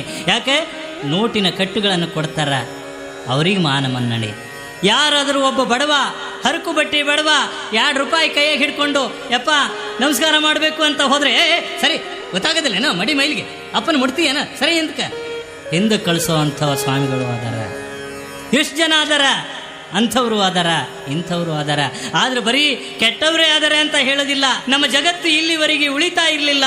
ಅಂಥ ಪುಣ್ಯಾತ್ಮರು, ಲೀಲಾ ಪುರುಷರು, ಪವಾಡ ಪುರುಷರು, ಮುತ್ತೈದೆಯರು ಇವತ್ತಿಗೂ ನಮ್ಮ ನಾಡಿನಲ್ಲಿ, ನಮ್ಮ ದೇಶದಲ್ಲಿ ಅದರೇ ಅಂತಲೇ ಬೇವು ಬೆಳಗಾಗ್ತಾ ಇದೆ. ಧರ್ಮ ಅನ್ನೋದು ಉಳಿದಿದೆ, ನಾವೆಲ್ಲ ಬದುಕಿದ್ದೀವಿ. ಇಂಥ ಪುಣ್ಯ ಚರಿತ್ರೆಯನ್ನು ಕೇಳ್ತಾ ಇದ್ದೀವಿ ನಾವು. ಹುಬ್ಬಳ್ಳಿಯ ಸಿದ್ಧಾರೂಢರಲ್ಲ, ಸಿದ್ಧಾರೂಢರ ಹುಬ್ಬಳ್ಳಿ, ಸಿದ್ಧಾರೂಢರ ಹುಬ್ಬಳ್ಳಿ ಅನ್ನಬೇಕು ನಾವು. ಆ ಪುಣ್ಯಾತ್ಮನಿಂದ ಇಡೀ ಜಗತ್ತಿನ ತುಂಬ ಬೆಳಗ್ತಾ ಇದೆ ಹೆಸರು. ಒಂದ್ಸಲ ಶಾಸ್ತ್ರ ಶ್ರವಣ ಮಾಡ್ಕೊತ ಕುಂತಿದ್ರಂತ. ಒಂದು ಮುದುಕಿ, ಸಿರುಂದದ ಮುದುಕಿ, ಒಂದು ದುಡ್ಡು ತೊಗೊಂಡು ಬಂದಿತ್ತು. ಎಷ್ಟೋ ದಿನ ದುಡ್ದು ಆಗ ಭಾಳ ರೊಕ್ಕದ ತೊಂದರೆ ನೋಡ್ರಿ. ಒಂದು ದುಡ್ಡು ತೊಗೊಂಡು ಬಂದು ಮುಂದೆ ಕುಂತಿತ್ತಂತ. ಯಪ್ಪ, ನಾನು ಭಾಳ ದಿನದಿಂದ ನಿನ್ನ ದಾಸೋಹಕ್ಕೆ ಏನಾರು ಮುಟ್ಟಿಸ್ಬೇಕು ಅಂತ ಆಸೆ ಇತ್ತು. ಭಾಳ ಕಷ್ಟಪಟ್ಟು ಇದೊಂದು ದುಡ್ದೀನಪ್ಪ, ತಗೋ ನಿನ್ನ ದಾಸೋಹಕ್ಕೆ ತಗೋ ಅಂದಾಗ ಅಪ್ಪ ಅವರು, ಯವ್ವ ಎಷ್ಟು ಕಷ್ಟಪಟ್ಟು ದುಡ್ದಿವೆ, ತಾಬೆ ತಾ ಅಂತ ಇಸ್ಕೊಂಡ್ರಂತ. ಯಪ್ಪ ನೋಡು, ನೀನು ಇಸ್ಕೊಂಡು ಈ ಒಂದು ದುಡ್ಡಿನಾಗ ಇಡೀ ಜಾತ್ರೆಯಾಗ ಎಷ್ಟು ಜನ ಊಟ ಮಾಡ್ತಾರ ಅಷ್ಟ್ರಿಗೂ ಮುಟ್ಟಬೇಕು, ಹಂಗೆ ನೀನು ವ್ಯವಸ್ಥೆ ಮಾಡು ಅಂದಂತ ಮುದುಕಿ. ಎಂಥ ವಿಚಿತ್ರ ಇದು! ಒಂದು ದುಡ್ಡಿನಾಗ ಲಕ್ಷಾಂಶಲಿ ಜನ ಊಟ ಮಾಡ್ತಾರ, ಎಲ್ರಿಗೂ ಹಂಚೋದು ಹೆಂಗೆ? ಬಾಜುಕಿದ್ದಾರಂತಾರೆ, ಸರಿ ಮುದುಕಿ ಒಂದು ದುಡ್ಡು ತಂದಾಳೆ, ಇಲ್ಲಿ ಎಷ್ಟೆಷ್ಟೋ ಕೊಡೋರು ರಗಡದಾರ, ನಿಂದು ಒಂದು ದುಡ್ಡು ಯಾರಿಗೆ ಬೇಕಾಗೈತಿ ತೊಗೊಂಡು ಹೋಗತ್ಲಾಗ. ಆಗ ಸಿದ್ಧಾರೂಢರು ಅಂತಾರೆ, ಅಪ್ಪ ಭಾಳ ಕೊಟ್ಟವ ದೊಡ್ಡವಲ್ಲ, ತುಸು ಕೊಟ್ಟವರು ಸಣ್ಣವರಲ್ಲ, ಎಲ್ಲರೂ ಒಂದೇ, ತಗೋ ಈ ₹1 ಎಲ್ರಿಗೂ ಮುಟ್ಟಬೇಕು, ಹಂಗೆ ಮಾಡು ಅಂದರು ಅಡುಗೆಯವನಿಗೆ. ಯಪ್ಪ ಹೆಂಗೆ ಮಾಡೋದ್ರಿ? ಅದು ಹೆಂಗೆ ಸಾಧ್ಯ ಐತ್ರಿ? ಹೋಗು, ಅಲ್ಲಿ ಕರಿಬೇವು ಕೊತ್ತಂಬರಿ ಮಾರಕತ್ತೇಳಿ ಹೆಣ್ಮಗಳು ತಂದು ಆ ಸಾರಿನ ಒಂದು ಕಡಾವಿಗೆ ಒಳಗೆ ಹಾಕಿಬಿಡು, ಎಲ್ಲ ಊಟ ಮಾಡ್ತಾರೆ, ಆ ತಾಯಿ ಒಂದು ಶ್ರಮದ ಫಲ ಸಾರ್ಥಕವಾಗುತ್ತೆ ಅಂದ್ರಂತೆ ಸಿದ್ಧಾರೂಢರು. ಎಂಥ ವೈಭವ! ಒಂದ್ಸಲ ಎಲ್ಲ ಭಕ್ತಾದಿಗಳು ಕೂಡಿ ಅಪ್ಪನಿಗೆ ಬಂಗಾರದ ಕಿರೀಟ ಮಾಡಿಸಿದ್ರು. ನಮ್ಮ ಅಪ್ಪನ ಮೆರೆಸಬೇಕು ಅಂತ ಆನಂದ ಭಕ್ತರಿಗೆ ಇರ್ತಾರೆ ನೋಡ್ರಿ. ಬಂಗಾರದ ಕಿರೀಟ ಮಾಡಿ ತಲೆ ಮೇಲೆ ಹಾಕಿ ಎಲ್ರಿಗೂ ಆನಂದ ಆಯಿತು, ಸಂತೋಷ ಆಗತ್ತೆ ನೋಡ್ರಿ. ಯಪ್ಪ ನಮಗಂತೂ ಭಾಳ ಸಂತೋಷ ಆಗೈತ್ರಿ, ಭಾಳ ಶ್ರಮ ಪಟ್ಟು ನಾವು ಮಾಡಿದ್ದೀವಿ, ನಮಗೆ ಇಷ್ಟು ಸಂತೋಷ ಆಗೈತಿ ಅಂದಾಗ ನೀವು ಧಾರಣ ಮಾಡ್ಕೊಂಡಿರಿ, ಭಾಳ ಸಂತೋಷ ಆಗಿರ್ಬೇಕು ಅಲ್ಲೇನ್ರಿ ಅಪ್ಪ ಅಂದ್ರಂತೆ ಭಕ್ತರು. ಆಗ ಸಿದ್ಧಾರೂಢರು ಅಂತಾರ, ಹೌದಪ್ಪ ಭಾಳ ಸಂತೋಷ ಆಗೈತಿ, ಹಿಂದೆ ನನ್ನ ತಲೆ ಮೇಲೆ ಬೆಂಕಿ ಇಟ್ಟಾಗ ನನಗೆಷ್ಟು ಸಂತೋಷ ಆಗಿತ್ತೋ ಅಷ್ಟೇ ಸಂತೋಷ ಇವತ್ತು ಆಗೈತಿ ಅಂದ್ರು. ಏನು ಅವತ್ತು ಬೆಂಕಿ ಇಟ್ಟಿದ್ರು ಅಂತ ದುಃಖ ಪಟ್ಕೊಳ್ಳಿಲ್ಲ, ಇವತ್ತು ಬಂಗಾರದ ಕಿರೀಟ ಇಟ್ಟರು ಅಂತ ಆನಂದ ಪಟ್ಕೊಳ್ಳಿಲ್ಲ, ಎಲ್ಲವನ್ನ ಸಮನಾಗಿ ನೋಡಿಕೊಂಡ್ರು, ಎಲ್ಲವೂ ಒಂದೇ ಅಂತಕ್ಕಂಥ ಭಾವನೆಯವರಲ್ಲಿತ್ತು. ಇಂಥ ಪುಣ್ಯಾತ್ಮರಿಗೂ ಕೂಡ ಕುತ್ತು ತರ್ತಾರೆ. ಇದನ್ನು ನೋಡಿ ಸಹಿಸಲಾರದಂಥ ಕೆಲ ಜನ ಸಾಯಿ ಹೊಡಿಬೇಕು ಅಂತ ಒಬ್ಬ ಹೆಣ್ಮಗಳಿಗೆ ಪ್ರೇರೇಪಿಸಿದ್ರು. ನೋಡವಾ ನಿನಗೆ ಬೆಳ್ಳಿ ಬಂಗಾರ ಕೊಡ್ತೀವಿ ಅಂತ ಹೇಳಿ ಆ ಹೆಣ್ಮಗಳ ತಲೆ ಕೆಡಿಸಿ ಸಿದ್ಧಾರೂಢರಿಗೆ ವಿಷ ಹಾಕಿಸಿದ್ರು. ಚಿತ್ರಾನ್ನ ಮಾಡಿಕೊಂಡು ಬಂದ್ಲು ತಾಯಿ. ಸಿದ್ಧಾರೂಢರು ಪ್ರಸಾದ ಮಾಡಿಕೊಂಡು ಮಲ್ಕೊಂಡಿದ್ರು. ಯಪ್ಪ ನಿನ್ನ ಸಲುವಾಗಿ ಪ್ರಸಾದ ಮಾಡ್ಕೊಂಡು ಬಂದೀನಿ, ತಗೋ. ಯವ್ವ ನಂದು ಪ್ರಸಾದ ಆಗೈತಿದೆ ಅಂದರು ಸಿದ್ಧಾರೂಢರು. ಯಪ್ಪ ಭಾಳ ಕಷ್ಟಪಟ್ಟು ಮಾಡೀನಿ, ನೀನು ತಗೊಳ್ಳಿಲ್ಲ ಅಂದ್ರೆ ನಾನು ಊಟನೇ ಮಾಡೋದಿಲ್ಲ, ಅನ್ನ ಕಚ್ಚೋದಿಲ್ಲ ಅಂದ್ಲು, ನಾಟಕ ಮಾಡಿದ್ಲು. ಆಗ ಸಿದ್ಧಾರೂಢರು ಅಂತಾರೆ, ಹೌದೇವಾ ಈ ಪ್ರಸಾದ ನೀನು ಇವತ್ತು ತಯಾರು ಮಾಡಬೇಕಾದ್ರೆ ಭಾಳ ಶ್ರಮ ಪಟ್ಟು, ಅದು ನನಗೆ ಗೊತ್ತೈತಿ ತಾಯವ್ವ. ನಿನ್ನ ಉಪವಾಸ ಇರಿಸಿ ಅನ್ನ ಬ್ರಹ್ಮನನ್ನ ನಾನು ಯಾಕೆ ಮರಗಿಸ್ಲಿ ತಾಯಿಲಿ ಅಂತ ಹೇಳಿ ತಮ್ಮ 3 ಬೆರಳಿಗೆ ಬಂದಷ್ಟು ಆ ಅನ್ನವನ್ನು ತಗೊಂಡು ತಮ್ಮ ಬಾಯಲ್ಲಿ ಹಾಕಿಕೊಂಡ್ರು. ಘೋರವಾಗಿರ್ತಕ್ಕಂಥ ವಿಷ ಹಾಕಿಕೊಂಡು ಹೇಳ್ತಾರ, ಯವ್ವ ಎಂಥ ಪುಣ್ಯವಂತಿವೆ ನೀನು, ಎಂಥ ಒಳ್ಳೆ ಕೆಲಸ ಮಾಡಿದ್ವಿ. ಹೋಗು, ಈ ಅನ್ನ ಯಾವ ಪ್ರಾಣಿ ಪಕ್ಷಿಗಳಿಗೂ ಸಿಗಬಾರದು, ಮನುಷ್ಯನಿಗೆ ಇದರ ವಾಸನೆ ಬಡಿಬಾರ್ದು. ಯವ್ವ ಒಂದೊಂದು ಅಗಳಿಗೆ ಒಬ್ಬೊಬ್ಬ ಬಲಿ ಆಗ್ತಾನ, ಹುಷಾರಾಗಿ ತಗೊಂಡು ಹೋಗಿ ಯಾರು ಇರ್ಲಾರ್ದಂಥ ಜಾಗದಾಗ ತೆಗ್ಗಿನಾಗ ಮುಚ್ಚಿಬಿಡ್ಬೇ ಯವ್ವ, ಹೋಗು ಉದ್ಧಾರ ಹಾಕಿ ಹೋಗು ಅಂದ್ರಂತೆ ಸಿದ್ಧಾರೂಢರು. ಆ ಕಡೆ ಹೋದ್ಲು, ಈ ಕಡೆ ಅಪ್ಪ ಬಿದ್ದು ಒದ್ದಾಡ್ದ, ಮೈ ಕೈ ಕಣ್ಣು ಎಲ್ಲ ಬಾತು, ಅಕ್ರಾಳ ವಿಕ್ರಾಳ ಆತು. ಬಂದು ನೋಡ್ತಾರ, ಎಲ್ಲ ಭಕ್ತರಿಗೂ ದಿಕ್ಕು ತಿಳಿತಾ ಇಲ್ಲ. ಮುಗೀತು, ನಮ್ಮಪ್ಪನ ಪುಣ್ಯ ಮುಗೀತು, ಮಾತಿಲ್ಲ ಕಥೆ ಇಲ್ಲ, ಸತ್ತ ಶವದಂತೆ ಬಿದ್ದಿದ್ದಾರೆ ಸಿದ್ಧಾರೂಢರು. ಇದನ್ನು ಕಂಡು ಎಲ್ರಿಗೂ ದುಃಖವಾಯ್ತದ. ಸಾವಿರ ಸಂಖ್ಯೆಯಲ್ಲಿ ಜನ ಕೂಡಿದ್ರು. ಇದನ್ನು ಕಂಡು ಸಿದ್ಧಾರೂಢರ ಅತ್ಯಂತ ಪ್ರೀತಿಯ ಶಿಷ್ಯ ಯಾವ ಕಬೀರದಾಸರು ನಮ್ಮಪ್ಪನೇ ಹೋಗ್ತಾನೆ ಅಂದಮ್ಯಾಗ ನಾನಿದ್ದೇನು ಪ್ರಯೋಜನ, ಯಪ್ಪ ನಿನ್ನ ಜೊತೆ ನಾನು ಬರ್ತೀನಿ ಅಂತ ತ್ರಿಶೂಲ ತಗೊಂಡು ಎದೆಗೆ ಚುಚ್ಕೊಳಕ್ ಹೋದ್ನಂತ. ಅಪ್ಪ ಕೈ ಸೊನ್ನೆ ಮಾಡಿದ್ನಂತ, ಬೇಡ ಬೇಡ ಅಂತ. ಅಪ್ಪ ಬದುಕ್ಯಾದಾನ ಅಂತ ಗೊತ್ತಾಯ್ತು. ಮತ್ತೆ ಬಂತಾರ, ಚೇತರಿಸ್ಕೊಂಡ್ರು. ಯಪ್ಪ ದವಾಖಾನೆ ಕರ್ಕೊಂಡು ಹೋಗ್ತೀವಿ ಅಂದ್ರ ಎಲ್ಲೆಲ್ಲೂ ಬೇಡ್ರು, ಈ ಸಿದ್ಧಾರೂಢ ನಿಮಗೆ ಬೇಕಾಗಿದ್ರೆ ಸತತವಾಗಿ ನಾಮ ಸ್ಮರಣೆ ನಡೀಲಿ ಅಂದ್ರಂತೆ ಸಿದ್ಧಾರೂಢರು. 21 ದಿವಸಗಳವರೆಗೆ ಶಯನಗ್ರಹದಲ್ಲಿ ಅಪ್ಪನವರನ್ನು ಮಲಗಿಸಿ ಸತತವಾಗಿ ಹಗಲು ರಾತ್ರಿ ನಾಮಸ್ಮರಣೆ ಮಾಡಿದರು. 21 ದಿವಸಕ್ಕೆ ಆ ಒಂದು ವಿಷವನ್ನು ಅರಗಿಸಿಕೊಂಡ ನೀಲಕಂಠನಾಗಿ ಹೊರಬಂದ ಸಿದ್ಧಾರೂಢಪ್ಪ. ಹೊರಬಂದ, ಆನಂದವಾಯಿತು. ಎಲ್ರಿಗೂ ಸಂತೋಷವಾಯಿತು. ಅಪ್ಪ ಏನಾತ್ರಿ ಇದು? ಚಲೋ ಆತು ಬಿಡಪ್ಪ ಅಂದರು. ಯಪ್ಪ ನಿಮಗೆ ವಿಷ ಹಾಕಿದ ಹೆಣ್ಮಗಳಿಗೆ ತಲೆ ಭ್ರಮಣ ಆಗೈತಿ, ಮೈ ಮೇಲೆ ಬಟ್ಟೆ ಇಲ್ಲ, ಹುಚ್ಚ ಆಗ್ಯಾಳ, ವಿಷ ಹಾಕಿದಾಕಿ ನಾನು ನನ್ನ ಆರಾಮ್ ಮಾಡು, ನನ್ನ ಕ್ಷಮಿಸು ಅಂತ ಬೇಡ್ಕೊಳಕತ್ತಾಳ ಅಂತ ಒಬ್ಬಂತನ. ಯಪ್ಪ ಅಂಥ ನೀಚ ಹೆಣ್ಮಗಳನ್ನ ಬಿಡಬಾರದ್ರಿ, ಆಕಿನ ಕಡಿತೀವ್ರಿ ಅಂತ ಒಬ್ಬಂತಾನೆ. ತಪ್ಪು. ಶಾಂತಂ ಪಾಪಂ. ನೀವು ಮಾಡಿದರೆ ಆಕಿಗೂ ನಿಮಗೂ ಏನು ವ್ಯತ್ಯಾಸ? ಆಕಿ ಭಾಳ ಚಲೋ ಮಾಡಿದ್ಲು. ನನ್ನ ತಾಯಿನೂ ಆಕಿ ನನ್ನ ತಾಯಿ ಅಂದರು. ವಿಷ ಹಾಕಿದವ್ರಿಗೆ ತಾಯಿ ಅಂತಾರೇನ್ರಿ? ನನ್ನ ತಾಯಿ ಅಂದರು ಸಿದ್ಧಾರೂಢರು. ನೋಡಪ್ಪ, ದುಡ್ದು ಕಷ್ಟಪಟ್ಟು ವಿಷ ತಯಾರು ಮಾಡಿ ಇಲ್ಲಿವರೆಗೆ ಬಂದು ತನ್ನ ಕೈಯಾರೆ ವಿಷ ತಿನ್ನಿಸಿ ಈ ಸಿದ್ಧಾರೂಢನ ದೇಹ ಎಷ್ಟು ಗಟ್ಟಿ ಐತಿ, ಎಂಥ ಒಂದು ಶಕ್ತಿ ಇವನಲ್ಲಿ ತುಂಬಿಕೊಂಡೈತಿ ಅಂತ ಜಗತ್ತಿನ ತುಂಬ ಪ್ರಚಾರ ಮಾಡಿಬಿಟ್ಲು ಹೋಗು ಈ ಸಿದ್ಧಾರೂಢನ ಒಂದು ಲೀಲೆಯನ್ನ. ಹೌದಪ್ಪ, ನನ್ನ ತಾಯಿ ಉದ್ಧಾರ ಆಕಳ್ ನೋಡು ಅಂದ್ರಂತೆ ಸಿದ್ಧಾರೂಢರು. ಹಿಂಗ ವಿಷ ಹಾಕಿದವ್ರಿಗೂ ನನ್ನವರು ಅಂದರು, ಇವರಿಗೆ ತಲೆ ಮೇಲೆ ಬೆಂಕಿ ಇಟ್ಟವ್ರಿಗೂ ನನ್ನವರು ಅಂದರು, ಕಿರೀಟ ಇಟ್ಟವ್ರಿಗೂ ನನ್ನವರು ಅಂದರು. ಯಾರಾದರೂ ಬಂದು ಹೇಳಿದರೆ ಶಿಕ್ಷೆ ಕೊಡೋನು ಅಂದರೆ ಯಪ್ಪ ಶಾಪ ಕೊಟ್ಬಿಡ್ರಿ, ಅವನು ಸುಟ್ಟು ಬಿಡ್ರಿ ಅಂದರೆ ಕಣ್ಣು ನಂದೆ ಬಟ್ಟು ನಂದೆ, ನನ್ನ ಕಣ್ಣಾಗ ನಾನೇ ಬಟ್ಟು ಚುಚ್ಕೊಳ್ಳೇನಪ್ಪ, ನನ್ನ ಸ್ವರೂಪದಾಗ ಅದನಾವ ಅಂತ ಸಿದ್ಧಾರೂಢರು ಹೇಳ್ತಿದ್ರಂತೆ. ಎಂಥವರೇ ಬಂದರೂ ಅವರಿಗೆ ಧರ್ಮ ಬೋಧೆಯನ್ನು ಮಾಡ್ತಾ ಇದ್ರು, ಉಪದೇಶವನ್ನು ಮಾಡ್ತಾ ಇದ್ರು. ಆರು ನಾನೆಂದು ವಿಚಾರಿಸು ವಿಷಮ ಸಂಸಾರವಿದನು ಕನಸೆಂದರಿ, ಈ ಒಂದು ಉಪದೇಶವನ್ನು ಮಾಡ್ತಾ ಇದ್ರು. ನೀನು ಯಾರು ಅನ್ನೋದನ್ನು ತಿಳ್ಕೊ, ನಿನ್ನ ಸಂಸಾರ ಕೆಟ್ಟ, ನೀನು ಬಿಡು ಅಂತ ನಾನು ಹೇಳೋದಿಲ್ಲ. ಸಂಸಾರದಲ್ಲಿದ್ದುಕೊಂಡು ನೀನು ಪಾರಮಾರ್ಥವನ್ನು ಸಾಧಿಸು, ಗೆದಿಯಪ್ಪ, ಈ ಭವಬಂಧನದಿಂದ ಮುಕ್ತನಾಗುವಂತ ಹೇಳ್ತಾ ಇದ್ರು. ಒಂದು ಪ್ರಾಣಿ ಪಕ್ಷಿಗಳ ಭವಿಷ್ಯವನ್ನು ಕೂಡ ಹೇಳ್ತಾ ಇದ್ರು. ಕಾಗೆ ಮಂಗಗಳು ಕೂಡ ಬಂದು ಇವರ ಒಂದು ಶಾಸ್ತ್ರವನ್ನು ಕೇಳ್ತಾ ಇದ್ದುವಂತೆ. ಇಂಥ ಪುಣ್ಯಾತ್ಮರು ಏನೆಲ್ಲ ಮಾಡಿದ್ರು. ಭಕ್ತರು ಬೇಡದೇ ಇದ್ರು ತಂದು ತಂದು ಸುರುತ್ತಾ ಇದ್ರು. ಬಡಿಗೇರಿ ಕಾಳಪ್ಪ ಅಂತಕ್ಕಂಥವನ ಕೈಲಾಸ ಮಂಟಪವನ್ನು ಕಟ್ಟಬೇಕಾದ್ರೆ ಅರ್ಧ ಕಟ್ಟಿದ್ದ, ಜಡ್ ಬಂದು ಮಕ್ಕೊಂಡ, ಇನ್ನೇನು ಇವತ್ತು ನಾಳೆ ಸಾಯ್ತಾನ, ಯಪ್ಪ ಮುಂದೆ ಅದು ಕಟ್ಟೋದು ಹೆಂಗೆ ಅಂದಾಗ ಅವನ್ಯಾಕೆ ಸಾಯ್ತಾನೋ, ಅದನ್ನು ಕಟ್ಟಿ ಆದಮೇಲೆ ಹೊಕ್ಕನ, ಕರಿಯೋಗ್ರಿ ಅವನ ಅಂದ್ರ ಅವ ಇವತ್ತು ಸಾಯ್ತಾನೆ ಅನ್ನೋ ಮನುಷ್ಯ ಬಂದು ಆ ಕೈಲಾಸ ಮಂಟಪವನ್ನು ಕಟ್ಟಿ ನಂತರದಲ್ಲಿ ಶಿವನ ಸಾನ್ನಿಧ್ಯವನ್ನು ಸೇರಿದನಂತ. ಇಷ್ಟೆಲ್ಲ ಮಾಡಿದಂಥ ಪುಣ್ಯಾತ್ಮರು ಯಾವ ತಮ್ಮ ನೆರಳಿನಲ್ಲಿ ಬೆಳೆದಂಥ ತಮ್ಮ ಶಿಷ್ಯನ ಸ್ವರೂಪದಲ್ಲಿದ್ದಂಥ ಗುರುನಾಥಾರೂಢರಿಗೆ ಪಟ್ಟವನ್ನು ಗಟ್ಟಿದ್ರು. ಆಗ ಕುಹಕಿಗಳು ಸಿದ್ಧಾರೂಢರು ಮೋಸ ಮಾಡ್ತಾರ, ಆಸ್ತಿ ತಗೊಂತಾರ ಅಂತ ಹೇಳಿ ಅವರಿಗೆ ಯಾವ ಆಸೆ ಇರಲಿಲ್ಲವಂತೆ. ಇವ್ರ ಮೇಲೆ ದಾವೆ ಹಾಕಿದ್ರು, ಕೋರ್ಟಿಗೆ ಕರ್ಕೊಂಡು ಹೋಗಿ ನಿಲ್ಲಿಸಿದ್ರು. ಕೋರ್ಟ್ನಲ್ಲಿ ಸಿದ್ಧಾರೂಢಪ್ಪ ನಮ್ಮಂತೆ ನೀವು ನ್ಯಾಯ ಹೇಳಬೇಕು ಅಂದಾಗ ಆಯ್ತಪ್ಪ ನಿಮ್ಮಂತನೇ ಆಗಲಿ ಅನ್ನೋರಂತೀವಿ. ಎಂಥ ಪುಣ್ಯಾತ್ಮರು. ಇದನ್ನೆಲ್ಲ ನೋಡಿ ಗುರುನಾಥಾರೂಢರಿಗೆ ಹೇಳ್ತಾರ, ಗುರುನಾಥ ನಾನು ಮಾತಾಡಿ ಕೆಟ್ಟೆ, ನೀನು ಮಾತಾಡಿ ಕೆಡಕ್ಕೆ ಹೋಗಬೇಡ, ಹೆಂಗದಿ ಹಂಗವ ಅಂದ್ರಂತೆ ಗುರುನಾಥಾರೂಢರಿಗೆ. ಆವತ್ತೇ ಮೌನಿ ಆದರು. ಒಂದು ದಿವಸನೂ ಮಾತಾಡಲಿಲ್ಲ. ಉಣ್ಣ ಕೊಡ್ರಿ ಅನ್ನಲಿಲ್ಲ, ನಾನು ಮಲಗ್ತೀನಿ, ನಿಂದಿರ್ತೀನಿ, ಕುಂದಿರ್ತೀನಿ ಅನ್ನಲಿಲ್ಲ ಗುರುನಾಥಾರೂಢರು. ಇಂಥ ಪುಣ್ಯಾತ್ಮರು ಯಾರೇನೇ ಮಾಡಿದರೂ ಸಹಿಸಿಕೊಂಡು ಧರ್ಮ ಬೋಧೆಯನ್ನು ನೀಡಿ ಅಜ್ಞಾನದಲ್ಲಿದ್ದವರನ್ನ ಉದ್ಧರಿಸಿ ಸಾಕ್ಷಾತ್ ಶಿವನೇ ಆಗಿ ಇವತ್ತಿನ ದಿವಸ ನಿಂತಿದ್ದಾನೆ ಪುಣ್ಯಾತ್ಮ. ಹುಬ್ಬಳ್ಳಿಯ ಸಿದ್ಧಾರೂಢರ ಒಂದು ಮಹಿಮೆ ಅಪಾರವಾಗಿದೆ. ದೇಹ ಹೋಗಿರಬಹುದು, ಆ ಪುಣ್ಯಾತ್ಮರು ಹೋಗಿಲ್ಲ. ನಂಬಿದವರನ್ನ ಉದ್ಧರಿಸ್ತಾರ. ಪ್ರತಿ ಒಂದು ಶಿವರಾತ್ರಿಯಲ್ಲೂ ಕೂಡ ವಿಜೃಂಭಣೆಯ ಜಾತ್ರೆಯ 3 ದಿವಸಕ್ಕೆ ಕೌದಿ ಪೂಜೆ, ಪ್ರತಿ ಸೋಮವಾರ ಪಲ್ಲಕ್ಕಿ ಉತ್ಸವ. ಆವತ್ತು ಅಪ್ಪನವರು ಹಾಕಿಕೊಟ್ಟಂಥ ಅನ್ನದಾಸೋಹ, ಜ್ಞಾನದಾಸೋಹ ಇವತ್ತಿಗೂ ನಡೀತಾ ಇದೆ. ಅನೇಕ ಜನ ಭಕ್ತರು ಬಂದು ತಮ್ಮ ಕಷ್ಟ ಕಾರ್ಪಣ್ಯಗಳನ್ನು ಕಳೆದುಕೊಳ್ತಾರ.